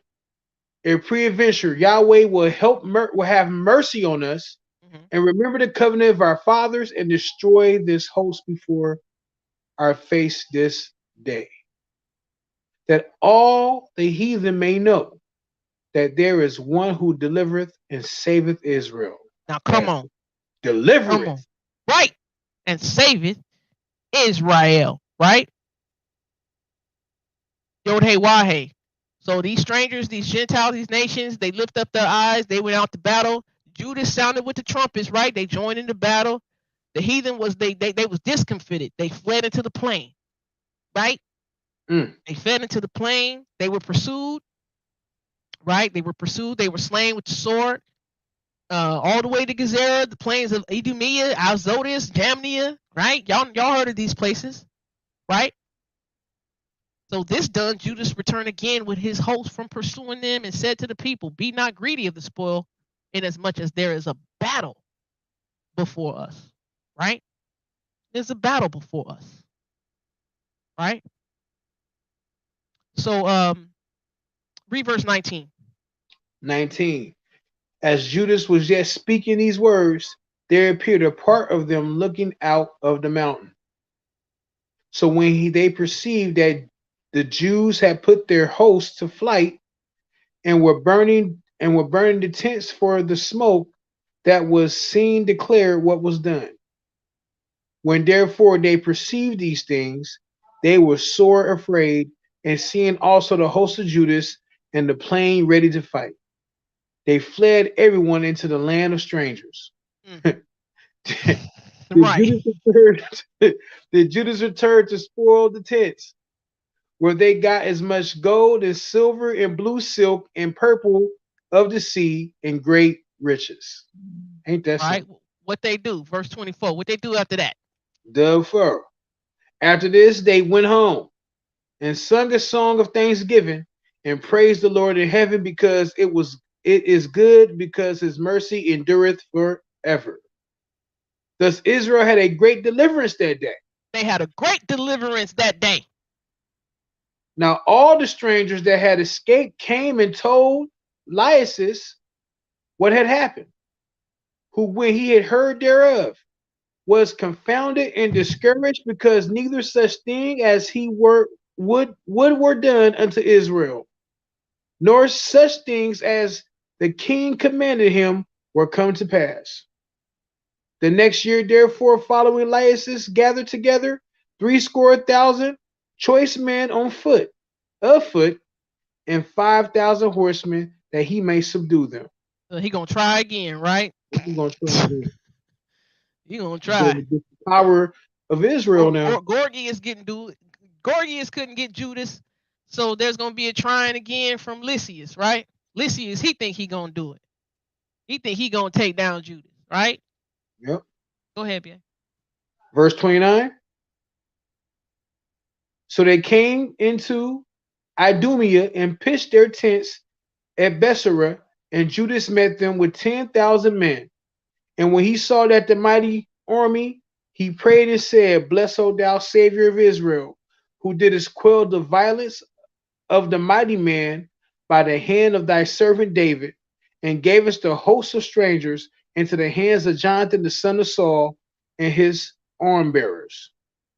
Shut up this army in the hand of thy people Israel, and let them be confounded in their power and horsemen. Make them be of no courage, and cause the boldness of their strength to fall away, and let them quake at their destruction. Cast them down with the sword of them that love thee, and let all those who know thy name praise thee with thanksgiving. So they joined battle, and there were slain the hosts of Lysis, about 5,000 men. Even before them they were slain. Mhm. Now when Lysis saw his army put to flight, and the manliness of Judah's soldiers, and how they were ready either to live or die valiantly, he went into Antioch and gathered together a company of strangers. And having made his army greater than it was, he proposed to come again into Judea. All right, so pause. All right, so then said Judas and his brethren, Behold, our enemies are discomfited. Let us go up to cleanse and dedicate the sanctuary. All right, let's go up and cleanse the sanctuary. All right, our enemies are done, kaput. Let's cleanse the sanctuary and dedicate it. That's what is done to sanctuaries, right? We saw number 7, right? We saw in 2 Chronicles 7, right? So upon this, all the hosts assembled themselves together and went up into Mount Sion. And when they saw the sanctuary desolate and the altar profane and the gates burned up and shrubs growing in the courts as in a forest or in one of the mountains, yea, and the priest's chambers pulled down, they rent their clothes, made great lamentation, and cast ashes upon their heads. They fell down flat to the ground upon their faces and blew an alarm with the trumpets and cried toward heaven. Right? Then Judas appointed certain men to fight against those that were in the fortress until he had cleansed the sanctuary. Right? He cleansed in this sanctuary, still go fight in the fortress though. So he chose priests of blameless conversation, such as had pleasure in the law, who cleanse the sanctuary and bear out the defiled stones into an unclean place. Right? So they're cleaning it up. They're cleaning it up, like you said. And when, as they consulted what to do with the altar of burnt offerings, the olah offerings, which was profane, they thought it best to pull it down, lest it should be a reproach to them, because the heathen had defiled it. Wherefore they pulled it down, and what did they do? They laid up the stones in the mountain of the temple in a convenient place, right? Until there should come a prophet to show what should be done with them. Verse 47. So then they took the whole stones according to the law and built a new altar according to the former. They had to rebuild the stuff, y'all. Clean it up, rebuild it. And made up the sanctuary and the things that were within the temple and hallowed, consecrated the court. They made also new holy vessels, and into the temple they brought the candlestick. The candlestick, what is that? The menorah. Yep. We're going to talk about this menorah and the altar of burnt offerings and of incense and the table of showbread, right? And upon the altar, they burned incense, and the lamps that were upon the candlestick, they lighted that they might give light in the temple. Furthermore, they set the loaves upon the table and spread out the veils and finished all the works which they had begun to make, right? Now watch this. This is where y'all want to get to, right? Verse 52. Now on the 25th day of the 9th month, which is called the month Kislev. In the 148th year, they rose up betimes in the morning. What year is this? 148 BC, right? Right? What did they do? On the 25th day of the month, of the 9th month of Kislev, right? They rose up, they offered sacrifice according to the law upon the new altar of burnt offerings which they had made. Look at what time and what day the heathen had profaned it. So a couple of years earlier, the day when the heathen profaned it, right? 2 years later is when they were cleaned up and they were offering, right? So at what time and what day the heathen had profaned it, even in that was it dedicated with songs and citherns and harps and cymbals, right? Then all the people fell upon their faces, worshiping and praising the God of heaven who had given them good success. And so they kept the dedication of the altar 8 days and offered burnt offerings with gladness and sacrificed the sacrifice of deliverance and praise, right? Now here we go, Sister Courtney. Here we go, right? They kept the dedication of the altar 8 days. Watch this, right? Verse 57. They decked also the forefront of the temple with crowns of gold and with shields, and the gates and the chambers they renewed and hanged doors upon them. Decked. What's that word mean right there, Sister Courtney, if you still here? Sister Courtney still here? It's decorate. Oh no! Yeah. They decked also yeah, man. They decked also the forefront of the temple with crowns of gold and shields, you know what I'm saying? So they decorating, beautifying it. Decked out. When you have something decked out, what do? You make it pretty, you make it nice, you know what I'm saying? There you go. You ain't supposed to have no decorations in your house, sister. You ain't supposed to have no decorations in the house, brother. Golly. You know what I'm saying? So thus was there very great gladness among the people, for that the reproach of the heathen was put away. Right? Moreover, Judas and his brethren with the whole congregation of Israel ordained that the days of the dedication of the altar should be kept in their season from year to year by the space of 8 days from the 25th day of the month Kislev with mirth and gladness. Right? At that time also they builded up the Mount Sion with high walls and strong towers round about, lest the Gentiles should come and tread it down as they had done before. And they set there a garrison to keep it and fortified Bethsura to preserve it, that the people might have a defense against Idumea. Right? Now, I know y'all don't see nothing about the oil, the miracle. You know what I mean? We're going to talk about that next. What, we an hour and a half in? Yeah, we an hour and a half in, because we're going to talk about that next. But let's bring something up first before we talk about that. Apocrypha, 2nd Maccabees. What did I say? 2nd Maccabees, chapter 10. Yep. Okay. Yeah.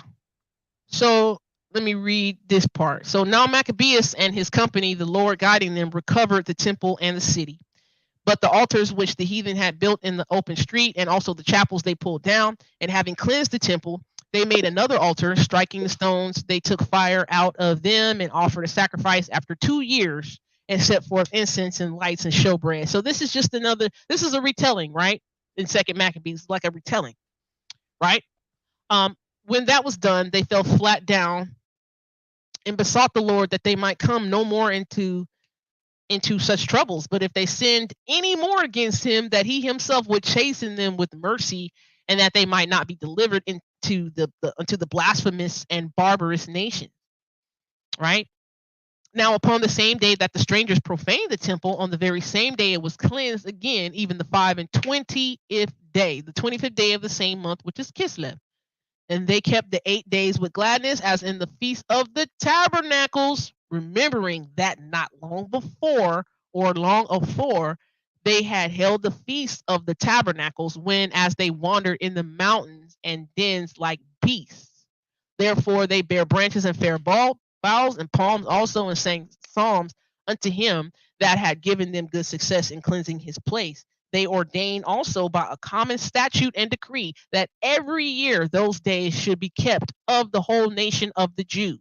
And this was the end of Antiochus, called Epiphanes. So they're keeping the 8 days like the Feast of Tabernacles. Why? Because they were fighting. They were fighting. They were wandering in the mountains. They were wandering in the mountains, and they didn't have opportunity really to celebrate like they should have or wanted to. Right? So, like the tabernacles, like 2 Chronicles 7, when Solomon was dedicating the altar. Hey, let's dedicate this altar. These amount of days. It was about the same time. So this is why also Hanukkah would also be called like a second Sukkot or a second Feast of Tabernacles. But this right here we see is the fight against the Jews' cultural assimilation into the Greek way of life, which is Hellenization. That's what this is really about. It's about celebrating our fight. It's about commemorating, celebrating our ancestors' fight against assimilation into pagan idolatry of the nations. Refusing to assimilate. We rather die to assimilate. Our ancestors rather die to assimilate. Right? I don't know if they kept extra Sabbaths, but this is basically it. Now, let's talk about the oil, the miracle of oil, because I know you guys didn't hear that in the story. Now, I can't say the miracle of the oil did not happen. You know, sometimes when things are not explicitly said verbatim in the text, does not mean they didn't happen. You know what I mean? But there is in the oral law, there is the telling of the story of the miracle of the oil, right? So let's bring that up. Sorry if y'all hear any background noise, you know what I'm saying? I got dogs who misbehave, they don't listen, and they got to get yelled at. You know what I mean? Okay, so I found some information, right? So we're gonna talk about this oil. We're gonna talk about the menorah. We're gonna talk about the game and all that good stuff. All right. So you can get this PDF here from a site called Hanukkah.com. It's right here actually. You can download the entirety. You can download the entirety of the Talmud here in PDF form, right? So that's where I'm getting these PDFs to show you on the screen. And thank you for all who are still tapping in. I know I make long videos, but they're very informative, right? I hope they fun and lively. I try to kick some jokes and keep y'all attention, you know what I'm saying? Keep y'all wondering what's in cups like this and stuff like that, you know what I mean?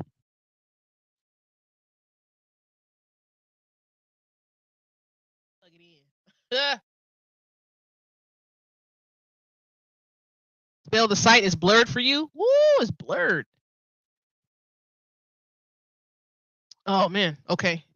It's probably your screen got to refresh, but I'll spell Hanukkah. So HALAKHAH.com. I'll put it in the chat, right?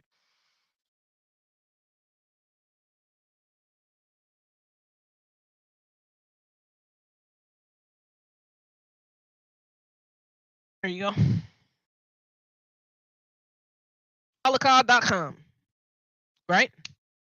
So let's read a little bit. So mainly the stuff about the oil and the kindling lamps and all that stuff is in Shabbat. Shabbat 21. I believe it's in 21a, but I'm gonna start a little bit from 20b because I'm showing you where the Mishnah comes in at and then the commentary, right? You trying to hang as late on the East Coast? Yeah. It's about 10:30 on the East Coast. You don't be staying. I say you must not be one of them Georgia, New York, East Coast people because they be up, my bro, till like 1, 2 o'clock in the morning. You know what I mean? But they be up. they be up. Yeah, They man. be up. Yeah, we kind of it's still early out here in California. Yeah, we still so it's 7:30. Yeah, 7:37. You know what I mean? But nah, hey, brother Marcus, if you can't hang tonight, hey, pick it back up tomorrow. You know what I'm saying? Be like, oh, okay, I left off at the hour and 35-minute mark to get back on. But all right. So Shabbat 20b, they start talking about the Hanukkah, about kindling lights and stuff like that, and the wicks and all that stuff. So it says, I'm gonna start down here, right, where it's highlighted, chapter 2. So the Mishnah says, wherewith may we kindle the Sabbath lights, and wherewith may we not kindle them? We may not kindle them with lakesh, hoshin, tow, kalak, at bass wick, a desert wick, seaweed, zephet, or pitch, shawa, wax, keek oil of burning, tail fat, or tallow, right? Nahum the Mede said we may kindle them with boiled helev, but the sages maintain whether boiled or not, you may not kindle therewith. So they're talking about kindling, right? Fire, these lights, right? They're talking about these lights. When can we do this? When can we do that? What may we kindle them with, right? When can we kindle them? What can't we use, right? So they're going to explain all this stuff. They're going to explain what Holson is and Kalak and Basswick and all that stuff is, right?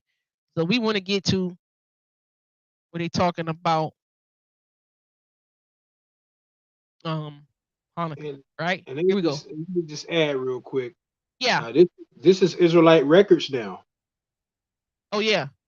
We always talk about this is our culture. We need to come back to our culture. Well, this is part of your ancestors' culture. Now I will say everything in the Talmud is not bad. Yeah, exactly. There's some things in here that are off, and there's some things in here that are sound doctrine, that are sound. Right. You know, but please be the individual yourself to go back and look for yourself. Please do. Yep. But this is Israelite history. There are documents. Your ancestors wrote this stuff. Go ahead, sis. Yeah. And I will say Jesus or Yeshua did not disagree with everything in the oral law. He agreed with certain things. He disagreed with certain things. But that's why it's good to go back into the oral law, right? Brother Marcus said you a lightweight. Oh man. Hey, it's all good. You know, it is what it is, my brother. You know. T Dizzle. Shalom. Shalom. Peace and blessings, T Dizzle. Shalom uvracha. Peace and blessings. See, I'll be trying to speak Hebrew more so I can really learn it, really talk it. You know, when I'm in my services at my More's congregation, when I'm in that service, you know, there's an hour and a half at least of reading and singing Hebrew and then translating it. Hour and a half. How many of y'all can say in y'all services, y'all speak Hebrew for an hour and a half? All right, here we go. Rabbi Huna, look where my mouse is right here, I'm circling. So Rabbi Huna said, with regard to the wicks and oils which the sages said, one must not light therewith on the Sabbath, one may not light therewith on Hanukkah. Now, these are the sages and the opinions going back and forth, but it's gonna come to some things because Hanukkah, the night of Hanukkah, when you gotta light the lights, it does fall on a Sabbath evening, right? Right? One of the nights of Hanukkah is gonna fall on a Sabbath. So we're gonna see some things. So watch this. So it says one may not light therewith on Hanukkah, either on the Sabbath or on weekdays. This Rabbah observed, what is Rabbi Huna's reason? And the reason says he holds that if the Hanukkah lamp goes out, one must attend thereto, and one may make use of his light. And so this other Rabbi Hista, says and maintains one may light therewith on weekdays, but not on the Sabbath, because he holds if it goes out, then it does not require attention, and one may make use of his light. That they thinking, not to kindle a fire on the Sabbath is the thing to do, right? Um, Now, Rabbi Zerah said in Rabbi Matanah's name. Others state Rabbi Zerah said in Rob's name. Watch this. It says, regarding the wicks and oils which the sages said one must not light therewith on the Sabbath, one may light therewith on Hanukkah, either on weekdays or on the Sabbath. This is why you have to read this stuff, because all the rabbis and sages did not agree, right? This is just a lot of recorded conversation, right? Right? Sister Miracles, hey, you say you only say Shabbat Shalom. You got to get that Hebrew up. Yeah. You know what will help? Songs. Songs. Moray David gets me with that all the time. Songs. If you watch songs, and he watches Hebrew movies a lot, right? You can pick up on a lot of that stuff. So, yeah, and then there's some apps too. So, remember I said, hey, Hanukkah does fall at least what? So the sixth night of Hanukkah falls what? This Friday night. So you got to be able to light the Hanukkah lamp, right, on the sixth night, right? And it's a Sabbath. So they're saying this time here, oh yeah, you could go ahead and quote unquote kindle a fire or have a fire, and light a candle here. That's what they're saying here, right? They say, hey, if it goes out, what is Rob's reason? Said Rabbi Jeremiah, what is Rob's reason for saying, hey, we can light a Hanukkah lamp on the Sabbath? Say he holds if it goes out, it does not require attention, and one may not make use of his light. But the rabbi stated this before Abaye in Rabbi Jeremiah's name, but he did not accept it. But when Rabin came, the rabbi stated it before Abaye in Rabbi Yohanan's name, whereupon he accepted it. Right? Y'all can go back and read more of this yourself, because I got a lot. I got a lot more to read, but please go back and look at this stuff. Right? Look at this. Watch this. Our rabbis taught the precept or commandment of Hanukkah demands one light for a man in his household. The zealous kindle a light for each member of the household, and the extremely zealous. So the house of Shammai maintain, right, that remember there's two different schools of thought of Pharisees, or two different schools of thought of the Pharisees during the time that Jesus or Yeshua roams the earth, right? So the house of Shammai maintain on the first day 8 lights are lit, and thereafter they are gradually reduced. But Bet Hillel, the house of Hillel, say on the first day 1 is lit, and thereafter they are progressively increased. Ola said in the West Palestine, 2 Amoraim, Rabbi Joseph bin Abin and Rabbi Joseph bin Zabida differ therein. One maintains the reason of Bet Shammai is that it shall correspond to the days still to come, and that of Bet Hillel is that it shall correspond to the days that are gone. But another maintains Bet Shammai's reason is that it shall correspond to the bullocks of the festival. When you go back to the festival, the feast of Sukkot, stuff like that, the number of bullocks decrease, stuff like that, right? They're saying that's the reason that Shammai says, hey, light all the candles, and then as the days of Hanukkah progress, burn 1 less candle, right? But it says, while Bet Hillel's reason is that we promote in matters of sanctity, but do not reduce. So me, I follow the house of Hillel when I celebrate Hanukkah. The first night of Hanukkah, I light the shamash or the servant candle in the middle. Then I take that candle, and then I use that candle to light the first candle. And then the second night, right, I light the shamash or the servant candle in the middle. I then take that servant candle and light the first candle and the second candle. And then boom, boom, boom, right? That's how I do it, right? I don't think there's a right or wrong way. you know, um, this says, let me continue to read. Rabbi Ben Bar Hana said, there were two old men in Sidon. One did as Beth Shammai and the other as Beth Hillel. The former gave the reason of his action that it should correspond to the bullocks of the festival, while the latter stated his reason because we promote in matters of sanctity, but do not reduce. Right? Now this is another thing that's taught. Right? Our rabbis taught it is incumbent to place the Hanukkah lamp by the door of one's house on the outside if one dwells in an upper chamber.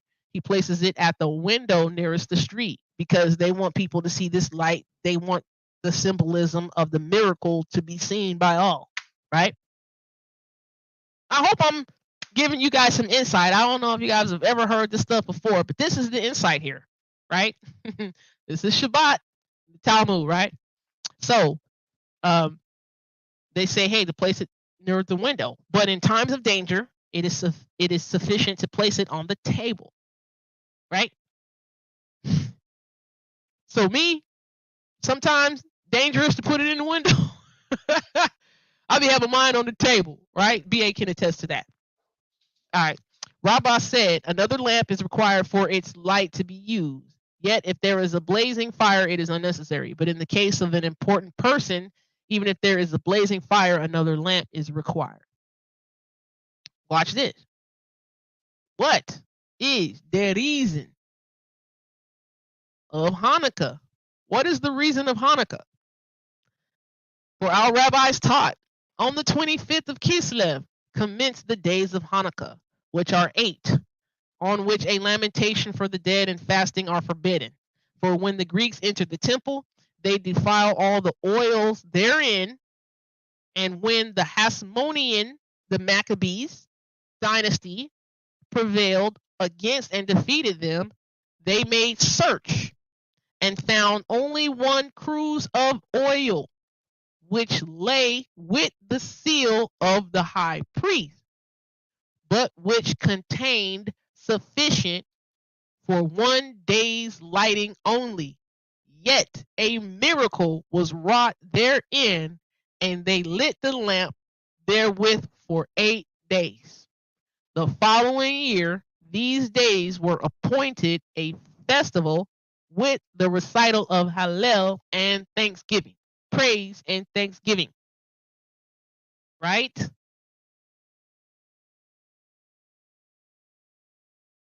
This is Shabbat, the tractate Shabbat. What was it? 21b. I'll go look at this, right? I'm showing you it. Right? I like to show these things. Right? That's the miracle of the oil. They said, hey, when the Greeks defiled the temple, they defiled all the oils, and they found only a little bit of oil that really was only supposed to last 1 day, but it lasted 8 days. Right? Right. There you go. Now, let's see if I needed to read some more. I think that was that. Okay, so let me stop the screen share for a hot second. Okay. Let's talk about this now. The menorah. Because Sis Miracles asked a great question.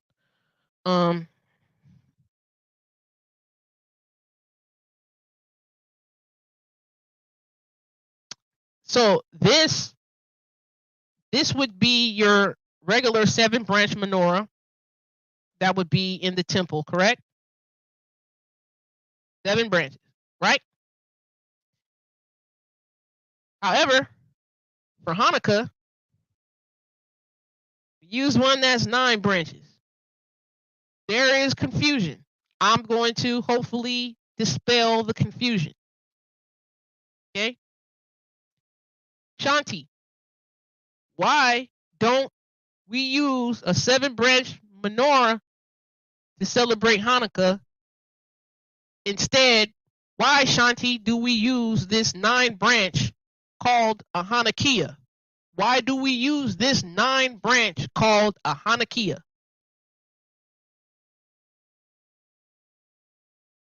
I'll answer that now. right? Let's go to Rosh Hashanah, the tractate Rosh Hashanah in the Talmud. Let's go there. I'm gonna show y'all why. Okay. All right. It's the good stuff. Woo! It's the good stuff. All right. So Rosh Hashanah 24a. We're gonna start there, right? Tractate in the Talmud, Rosh Hashanah 24a. We're gonna start here. All right. So this is the Mishnah for it. The Mishnah, you see where I'm circling a little bit of a highlight there, right? Mishnah says head, right? I'm gonna start reading right there. So it says the head of the Beit Din, the house of the judgment, right? You can see the screen. Oh, my bad. Thank you, BA. Thank you for keeping me on point. All right, hold on.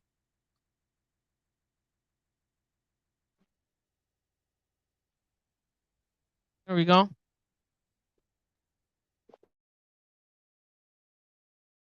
Oh boy. All right. Hold on. Okay. You can see it now, right?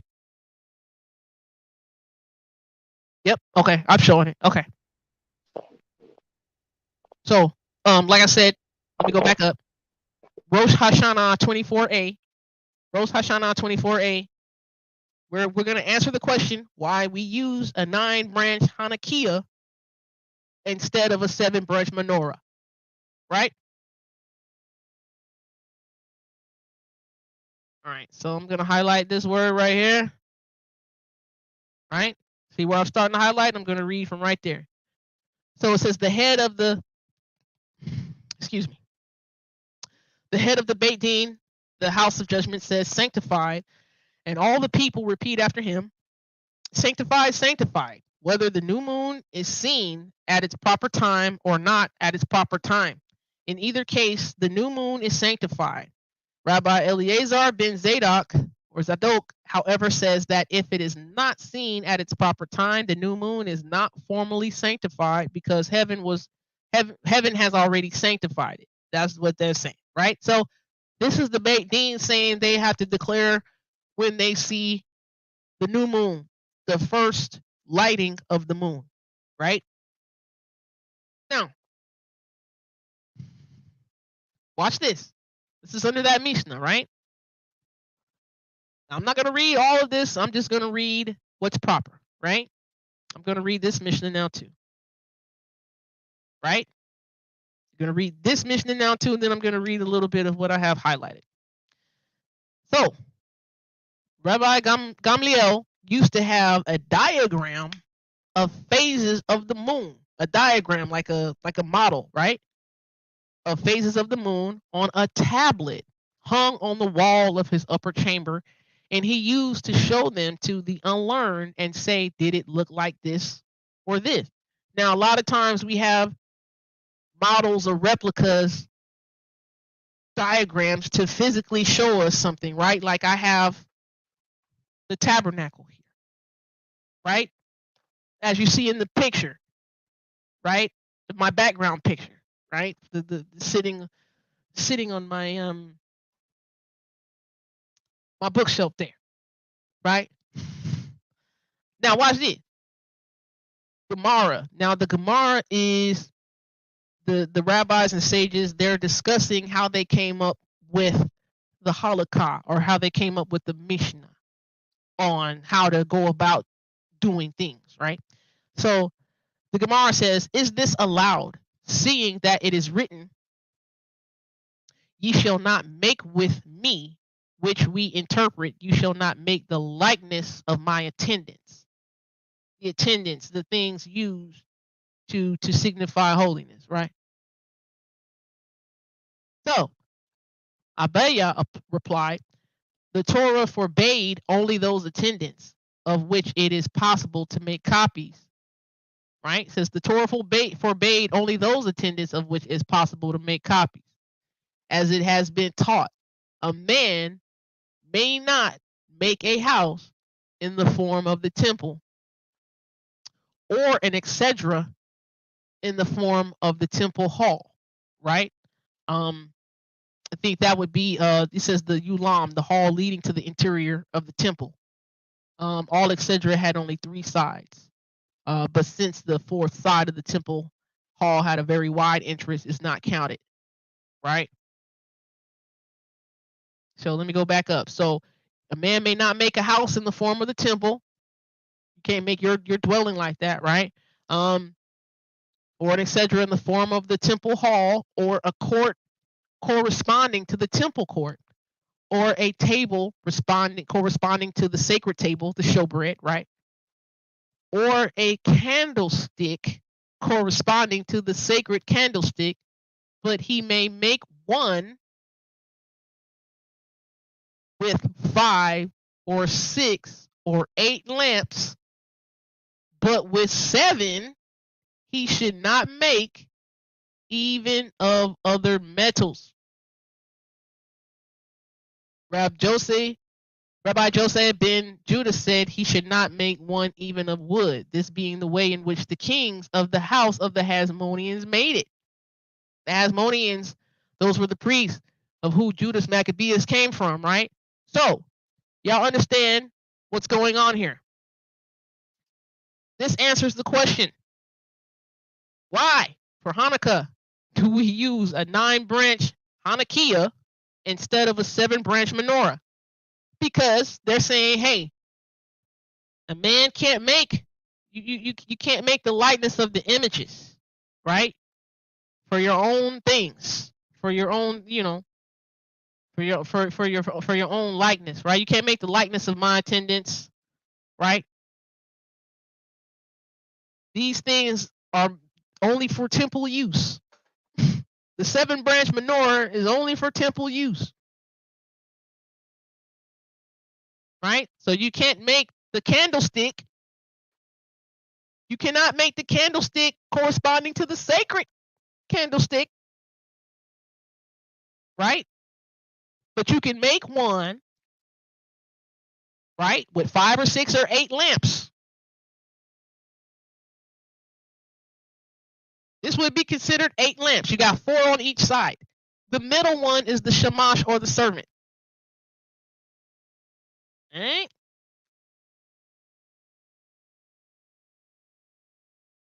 The middle one. You can make this one. It has 4 on each side. The Hanukkah has 4 on each side. 8 lamps. Right?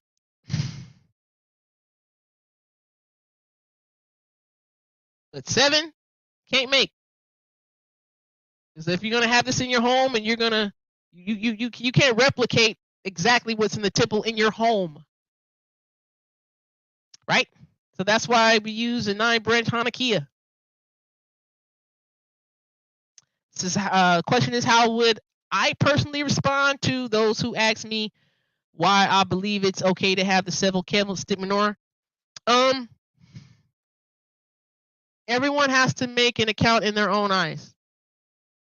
I respect the rabbis and sages when they say this. I understand, because I'm not exactly a priest. I'm not exactly in the Most High YHWH's temple, right? Even though I am a temple, I know I can't match exactly what was going on that my ancient ancestors were able to do. I respect it. That's what would be my response. Now, if they don't like it, I don't mind. I'm not worried about what people think.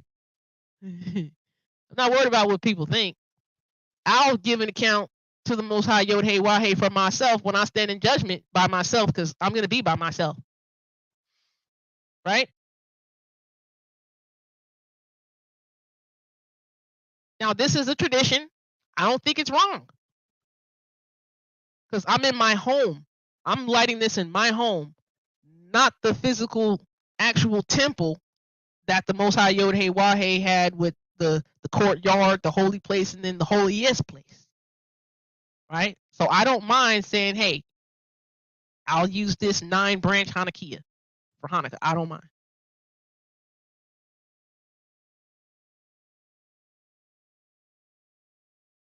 Well, And that's a good question. Go ahead, B.A. You was gonna say something? You said something very key. Yes. You said you're in your home, Mm-hmm. in your place of safety, place of protection. Just think about that for a minute. Yeah. I don't think this would go against Torah. I don't think having this would go against Torah because this would not be used in the actual temple that's in Torah. Right? And this is a feast of dedication. We're not using this in the physical temple that would be used by our ancestors. We're not using this in that temple. And I'm in my home. But I don't think this would go against the written Torah. We do have to ask the Most High to give us wisdom and discernment in what goes against Torah. Is celebrating Hanukkah or the purpose of Hanukkah against Torah? Rededicating an altar and making sure not to use the menorah, making sure not to try to use exactly the menorah like these people did, like the priest did. I think this would be best for me because I know the Father was very explicit on who can touch certain vessels and use certain vessels, especially when it came to that priesthood, right? Uzziah got killed because he tried to pick up the Ark of the Covenant when it was fallen, and the Most High struck Uzziah right there. That's why I don't think it's against the Torah to make this. I'm like, hey, let me not mess with this. If the Most High only gave this for the priest, to do, I'm not gonna do it. That's my thing. Yep. I hope that answers anyone's questions. That's a good question, sis. Great question. Right? It's just right. It's a tradition that does not go against the Torah, I believe, because I'm not making any likeness and trying to do exactly as the priests, knowing that the priests were only given certain priests were only given permission to touch certain vessels, right? Merara, what's the name? And Gershom, they were all given specific things to touch, and those things that were given to them to touch were not for anybody else to be touching. So you know what? I'm not gonna mess with it. I'm gonna do this 9-branch Hanukkah. Check this out, though. Go ahead, Sean McGee says something very key. And that's why I just answered like I did. But go ahead, say what he said. It's just a tradition. Nothing in the Torah forbids. If one is saying is wrong, it will be according to a fence around the Torah. A fence. Yeah. Now, cross bull, a circumventing of what is that? A circumventing of cutting off the time to get back a loan after 7 years. That's a violation of Torah. That's an oral law. That's a violation of Torah. Exactly. I'm gonna tell you. Go ahead. No, that's cool. I'm gonna cut you off. To a fence around Torah. Ain't that interesting? It's a protection. Yeah. Yeah. See, we have to have wisdom and discernment as to which oral laws are actually protections. See, the Pharisees thought that the entirety of the oral law was a fence or was a protection. However, like I said, Yeshua, Jesus, he got on the Pharisees for the certain things in the oral law that went against Torah. But what also could we say instead of halakha? Yeah, halakha. Yeah. Ain't that something? It's interesting. Very interesting. Halakha, Mishnah, right? So I hope that answers the question. I hope I wasn't too long-winded with the answer. But I have to do these things. Like I said, the pros bull, PROSBUL, is a way to circumvent having to stop getting somebody is a way to stop a loan that's supposed to be cut off after 7 years. So the house of Hillel, the school of Hillel came up with the pros bull so that after 7 years, when the loan was supposed to be dismissed, the Prost bull was said that, hey, you could take your debt that's owed to you to the court, and the court can make the person who owes you to still pay the debt even after it's supposed to be gone after 7 years. Even after the commandment in the Torah says after Right. 7 years it's supposed to be done with. Right. But that's in the ending chapters of Leviticus, right? Exactly. Yeah. But the Prospo, they will go take that to the court.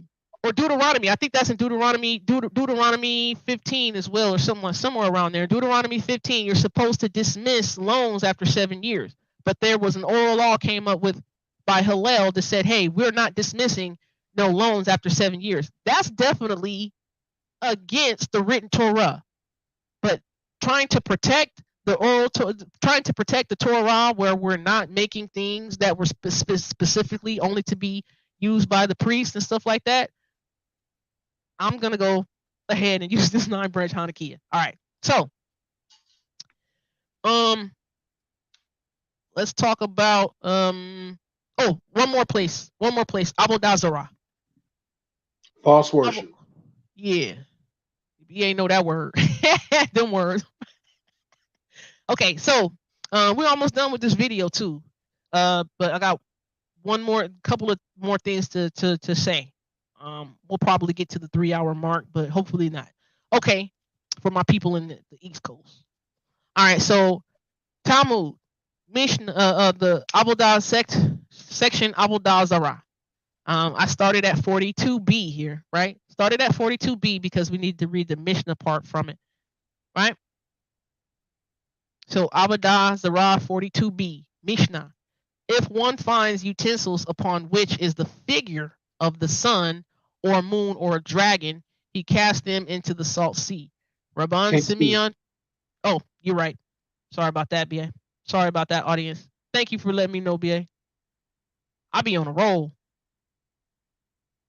Okay, there we go. All right. Let me go back up. Remember Avodah Zarah in the Talmud tractate, Avodah Zarah 42b is where I'm starting from, right? And this is the Mishnah after that. So if one finds utensils upon which is the figure of the sun or moon or a dragon, he casts them into the salt sea. Rabban Simeon ben Gamliel says, if it is upon precious utensils, they are prohibited. But if upon common utensils, they are permitted. Right? Cool. You still here, Marcus? That's what's up. That's what's up. Okay, I ain't got too much long. All right. So they're talking about utensils. Right? What did I say? These menorah was the vessels and utensils, right? Okay. So Avodah Zarah 43a is where we're going to find the commentary that we're looking for, right? Talking about utensils and vessels of the sanctuary, right? And this is pretty much like we read in Rosh Hashanah, right? Pretty much says a man may not make a house after the design of the temple, or a porch after the design of the temple porch, a courtyard after the design of the temple court, a table after the design of the table in the temple, or a candelabrum after the design of its candelabrum. He may, however, make one with 5, 6, or 8 branches, but with 7 he may not make it, even though it be of other metals. Right? Yep. Yeah. Good point, Brother Sean McGee. Says, I do understand Orthodox gives full authority to them based on Deuteronomy 17 and can sometimes cause an issue when one is trying to understand. Yeah. And that's why it's good to go back and look at these things. Right? This is how you look at the Talmud, and this is how you look at the Mishnah Halakha within the Talmud and see, hey, which traditions were okay, which traditions were not okay. Because like I said, and like I've seen now, I'm seeing that Yeshua was not against all of the tradition. Yeshua was against the traditions that went against the written Torah. All right. All right. So that answers that about the 9-branch Hanukkah, right? Okay. So let's talk about dreidel, dreidel, dreidel. I made it out of clay. And when it's dried and ready, oh dreidel, we will play. Woo!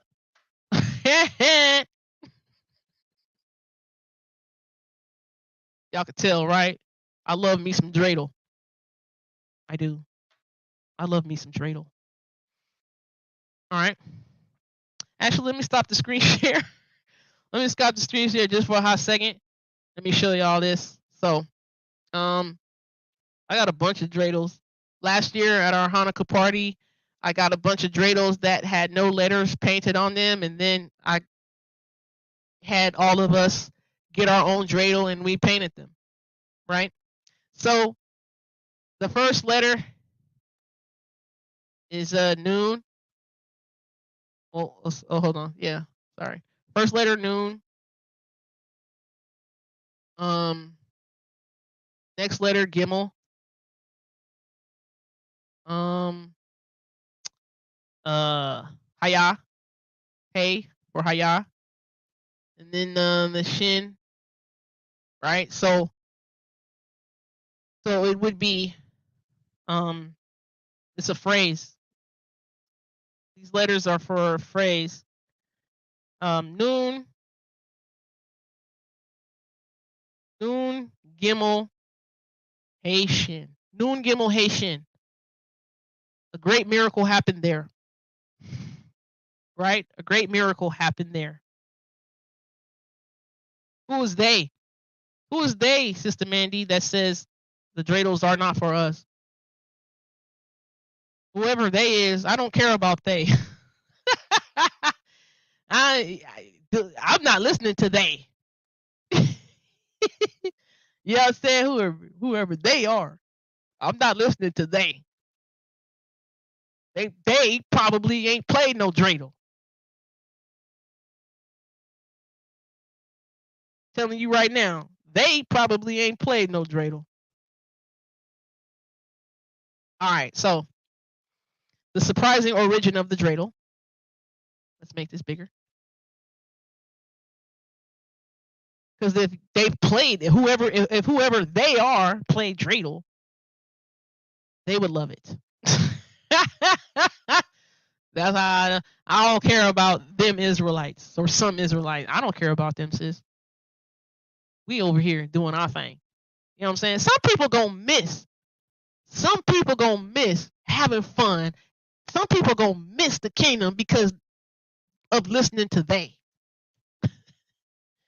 Oh my gosh.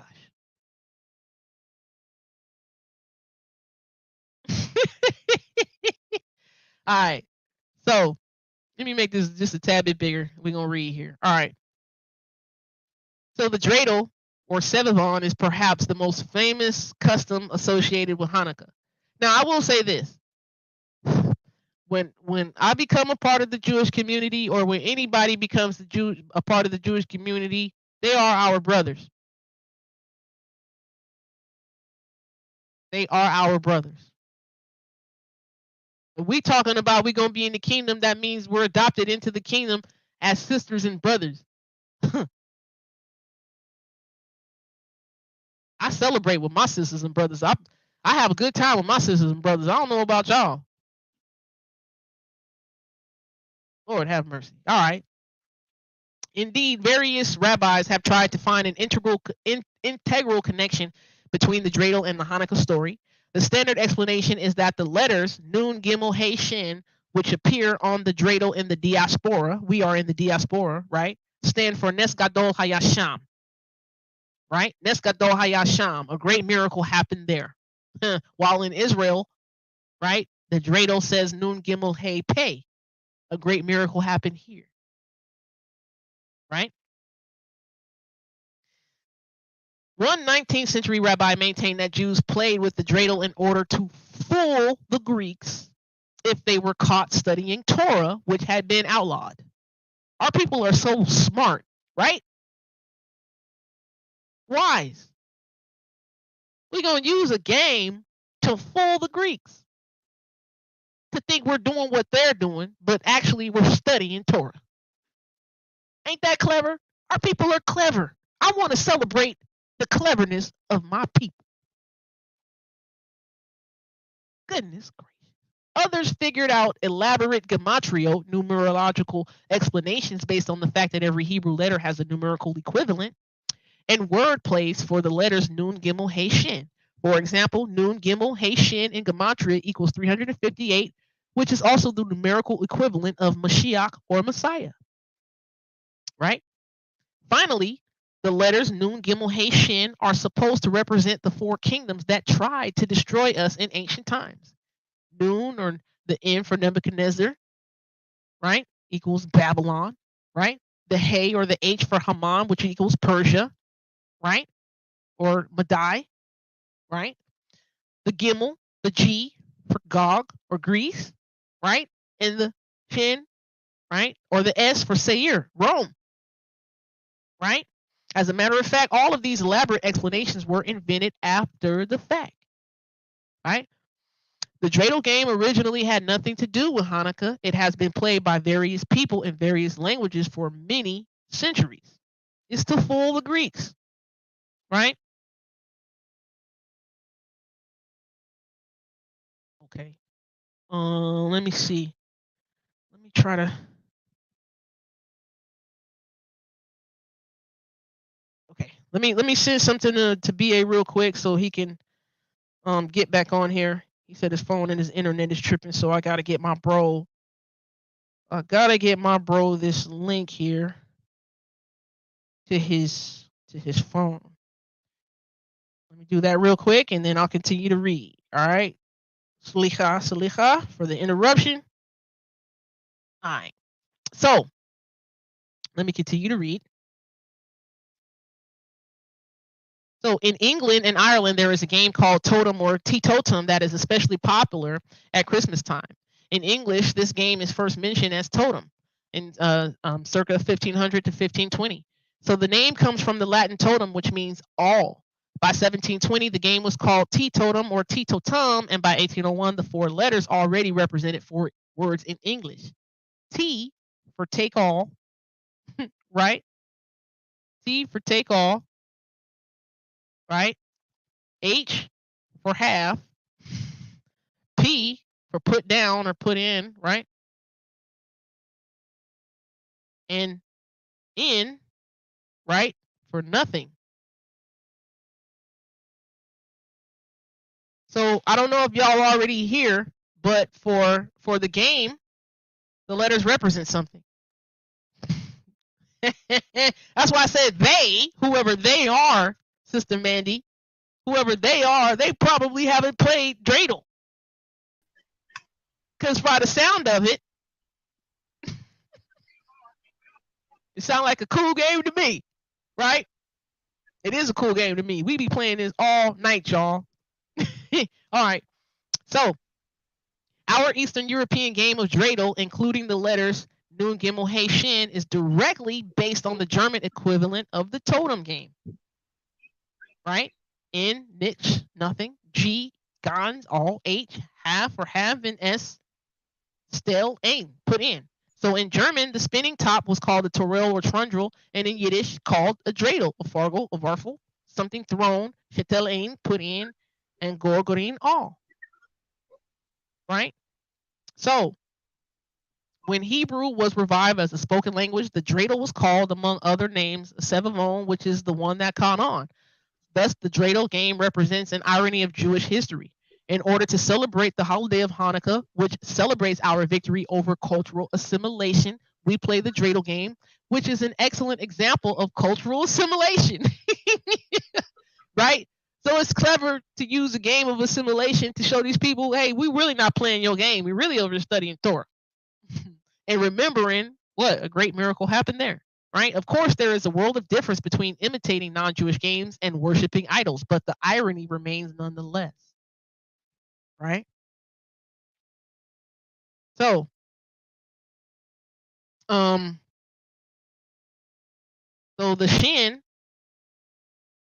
for the letter shin, what is it? The hay is half. The noon is nothing. Um, Let me see. What did I say? It's in the shin, the gimel. So I think I might be getting it mixed up. I have to see. I'm getting it mixed up. You there, BA? Yep. Okay.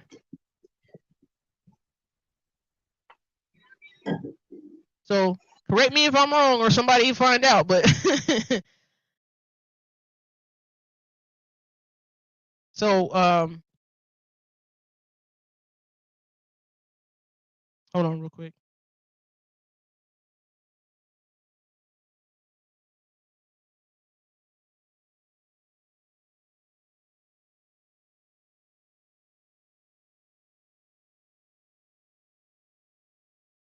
Okay, yeah, that's what it means. Yep, I was right.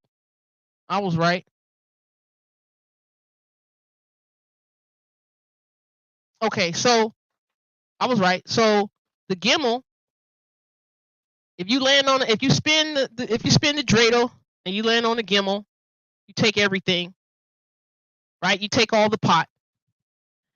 If you get a hay, you take half of what's in the pot. If you land on a shin, you have to put in. Sometimes it's one, sometimes it's two, and then if you roll a noon, you get nothing. Now watch this. Stop sharing.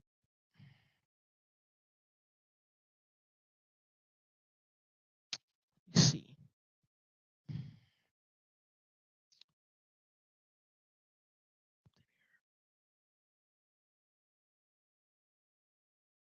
Okay. Okay, so this is the dreidel, right? And I had to learn how to do this, right? Right? So the dreidel, we talk about the pot. The pot is you use these gelt, GELT. It's these coins, but they look like coins, but they're chocolate, right? And as you see, a lot of them, what they have on them is the Hanukkah, the 9-branch Hanukkah, right? So you have the gelt. You have the gelt. Let me take some out here. This year we're gonna be playing with the gelt that are in blue and silver foil for the coins, right? So they represent like the gold coins, right? So they represent the gold coins. So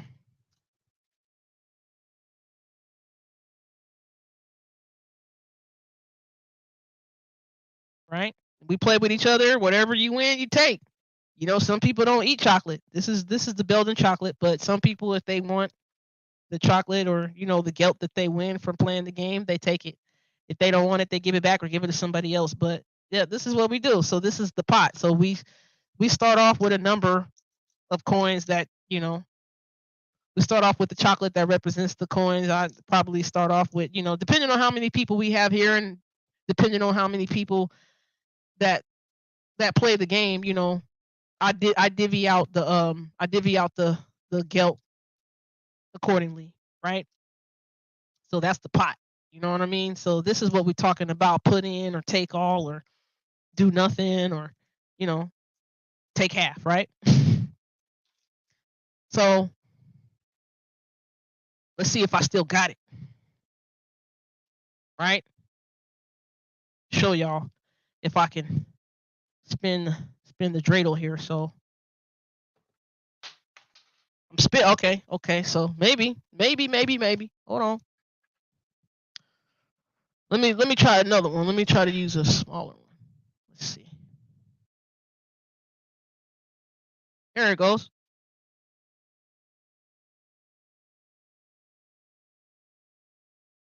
Yeah, so it landed on the hay, right?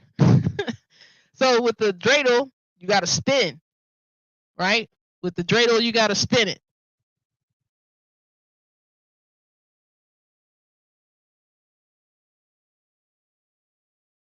Right? So let me try it again to spin with my 3 fingers. So you take your thumb your index finger and your middle finger, and you have to try to spin it. You have to spin it quick. It's a trick to spinning the dreidel. So we'll try one more time. There you go.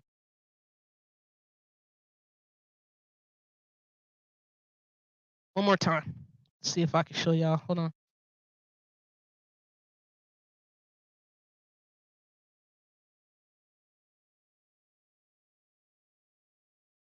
All right. So one more again.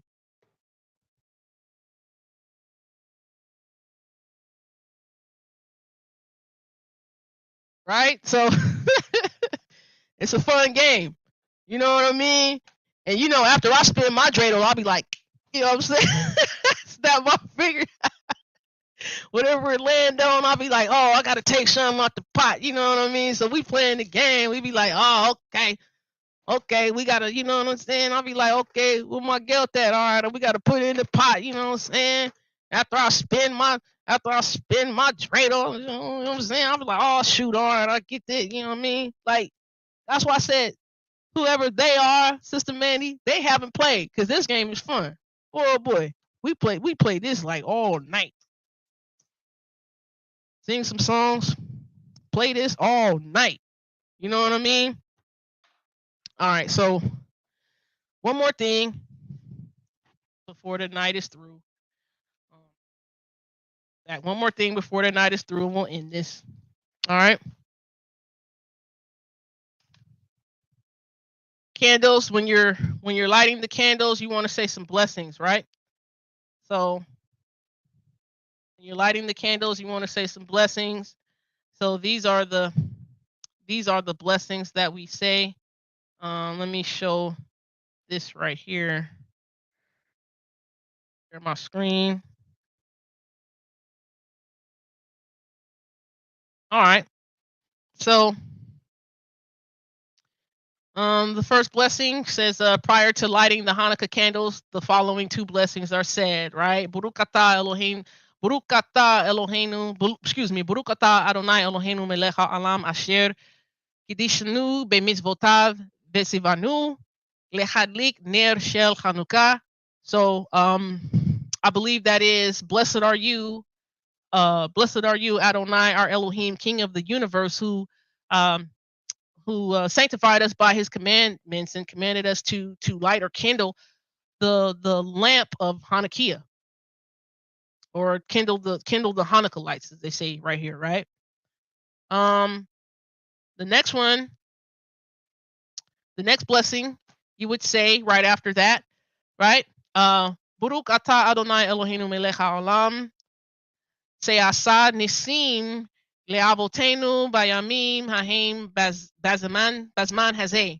So blessed are you, Adonai, our Elohim, King of the universe, who's performed great miracles for our forefathers or our ancestors in those days, at that season, or at that time, right?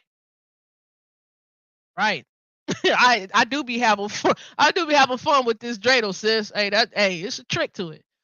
They be having dreidel spinning contests. You guys should look that up on YouTube. They be having dreidel spinning contests. It'd be so live, right? So, now on the first night only, this additional blessing is said.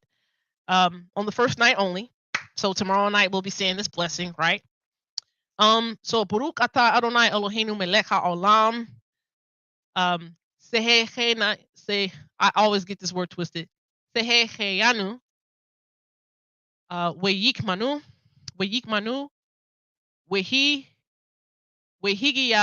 Wehigiyanu Lazman Heze. So that is, blessed are you, Adonai, our Elohim, King of the universe, who gives us life, who makes us rise up, or pretty much sustains us, and enables us to arrive at this time, to celebrate and to arrive at this time, right? So yeah. So Baruch atah Adonai Eloheinu melech haolam sehe cheyanu wekiyemanu wehigiyanu lazman hazeh. Right. So, yep, it can be celebrated in many different ways. Each household can add their own traditions as long as they don't break Torah. Right. Thank you. Right. So this is the blessing right here. It's in PDF form. I actually downloaded this from online. Um, so these things are available, right? These things are available, and we'll be doing this tomorrow night. We'll be doing all 3 blessings tomorrow night, and then every other night, we'll be doing those 2 blessings before we light the Hanukkah and the decoration. A lot of people get confused. I just want to show you the decorations that I have for my house. This was from last year. I have not taken pictures from the decorations that I put up this year, but it's pretty much the same decorations. I have been collecting decorations for Hanukkah over the past like 3 or 4 years. I had went to Party City the first couple of years, and then they start to wane away from having a lot of decoration. But there's some that they do have. Other decorations I get from Amazon, right? So, um, yeah, these things right here. You see here, I have the standing decor, the table, the plastic tablecloths or whatever. Um, that's the 8th night, right? And for our party, I definitely get the napkins and the plates and the cups that have the decor on them, right? This was last year. As I said, this was last year when we had people paint their own dreidels, right? That was fun for the people. Had them paint their own dreidels. Uh, there was like a categories type game that we played. There was also crossword puzzles and stuff you can get, but this is the Gelt 2 with the dreidel game we were playing. And also I be having banners up in my house with the dreidel in the middle. Happy Hanukkah. I had put the hanging dreidel and the Hanukkah up on the fan, and um the garland over here has the shield of David and also dreidels on them. Um, that too. Oh, the lights. I want to tell you about these lights. So this year, I actually I put up all these lights, but you can't really see them. But these lights are in the shape of 9 branch Hanukkah. They're in the shape of 9 branch Hanukkah, and I also have lights that are in the shape of the dreidel. They have the letters of the dreidel on them as lights too. I have those in the house as well. So that's what I have on the staircase there. Um, those are the decor that I have up a lot. You see the kids were playing with the dreidel there. I'm telling you, dreidel boy, woo, it's fun. It's fun. And then man, um, oh yeah, it's a little bit more. I put this around my TV, the Happy Hanukkah signs and everything. Not too much, but you see these hanging things? I got a lot up in the kitchen. Oh boy, I put a lot of them up in the kitchen. And then this is the first year of COVID. We did it by Zoom, and you know, we ate at the party. We had the dreidels out, had the apocrypha out, talking about the story and everything. Um, you see these, like I said, these hanging things. They're all over the house. So, um, that's that. So, yeah, that's the decor. So it doesn't. I know it might look a little Christmassy, but I don't go overboard. But a lot of the decor has on it just signs of Happy Hanukkah. I even have the hanging signs that have the sufganiyot or the donuts, the jelly filled donuts that we're gonna have. Um, I have hanging signs that say "Let it shine." I have table decor, that says keep it lit and all that stuff, because it is also called the Festival of Lights, because of the miracle, the lighting of the Hanukkah, the lighting of the lamp, So um that's that. Um I hope I helped people. All praise to the most high. All praise, honor, and glory to the most high for bringing out this lesson, and for me having it on my heart, put on my heart by the Most High YHWH through Yeshua to do it. I hate that I hate that I put it off and did not do one last year, but hey, I did it this year. So I hope I brought a good understanding. I hope it was edifying. I hope it was liberating and soothing, and put a lot of people in great resolve and security about celebrating it if they choose to celebrate it, right? So thank you. Hey, I'm excited too, sis. Like I said, we're gonna have our party with a few people here. We're gonna have some good food, talk about the story. We're gonna light this Hanukkah, and we're gonna play dreidel, and we're gonna play the dreidel song. Dreidel, dreidel, dreidel. I made it out of clay, and when it's dried and ready, oh dreidel, we will play. You know what I'm saying? That's the song. Right.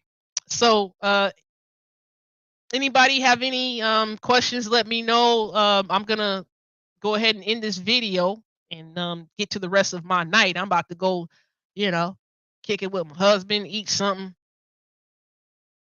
be merry, and some sort of adult beverage, right? So, BA, you have anything to add or say?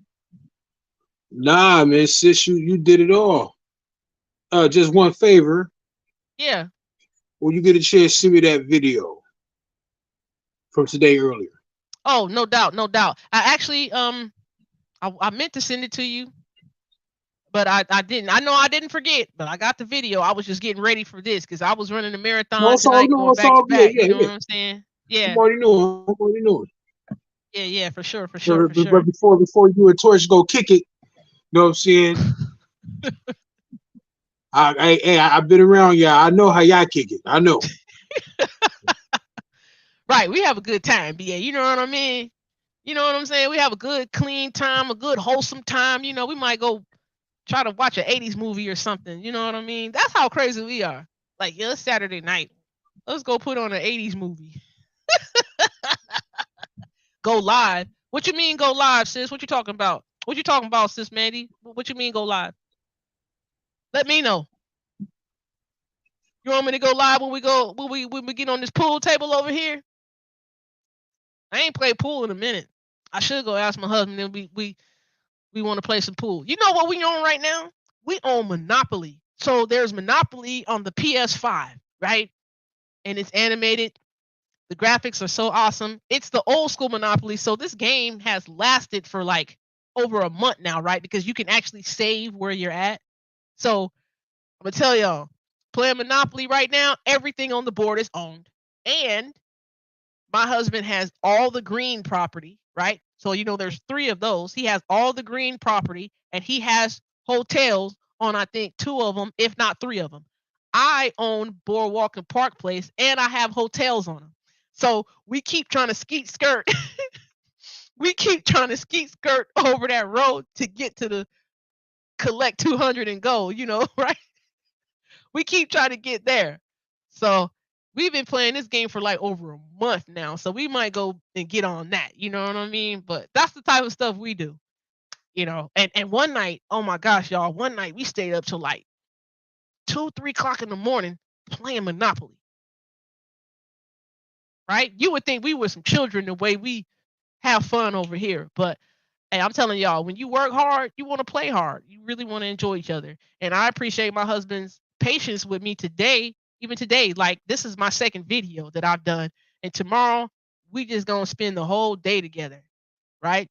Go live tomorrow. Oh, you mean go live tomorrow when we do the first night of Hanukkah? Yeah, we can go live the first night of Hanukkah. And you know what? Why don't I go live the night that we have the party?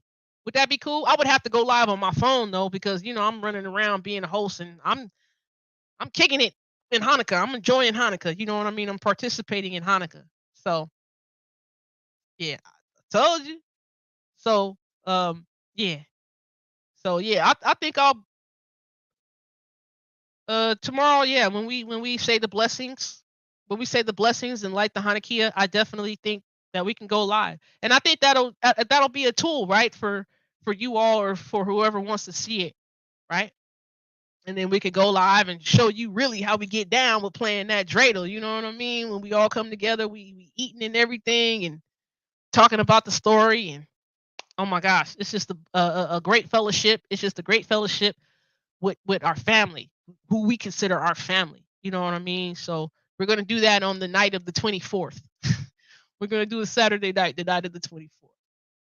So with that being said, let me go ahead and end this video. Thank y'all. Kol Tehilim, Kol Kabod, Wahati Fedes, Le Yahweh Avinu, Eloheinu. All praise, honor, and glory to Elohim, our Father, our deity, our power. All right. So I love y'all. I love y'all with the love of the Most High. Continue to have a good and blessed night. Continue to have a good and blessed week. Right. So remember, if you have any questions, just hit me up. All right. So please like, subscribe, and share. Again, like, subscribe, and share. Please share this video with anyone you think it's going to help. All right. All right. So let me end with the priestly Aaronic blessing. Yevarechacha Yahweh v'rishmereka. Ya'er Yahweh panav elecha v'chuneka. Yesa Yahweh panav elecha v'yasem lacha shalom. May Yahweh bless you and keep you. May Yahweh make his face shine on you and show you favor. May Yahweh lift up his face towards you and give you peace, wellness, wholeness. Right? So, shalom, Lila Tov. Until then, it's your girl 916 Shanti Doc. Torah Tittles of the text. Hanukkah. Happy Hanukkah. Keep it lit, y'all. All right. Shalom, shalom, and have a blessed night.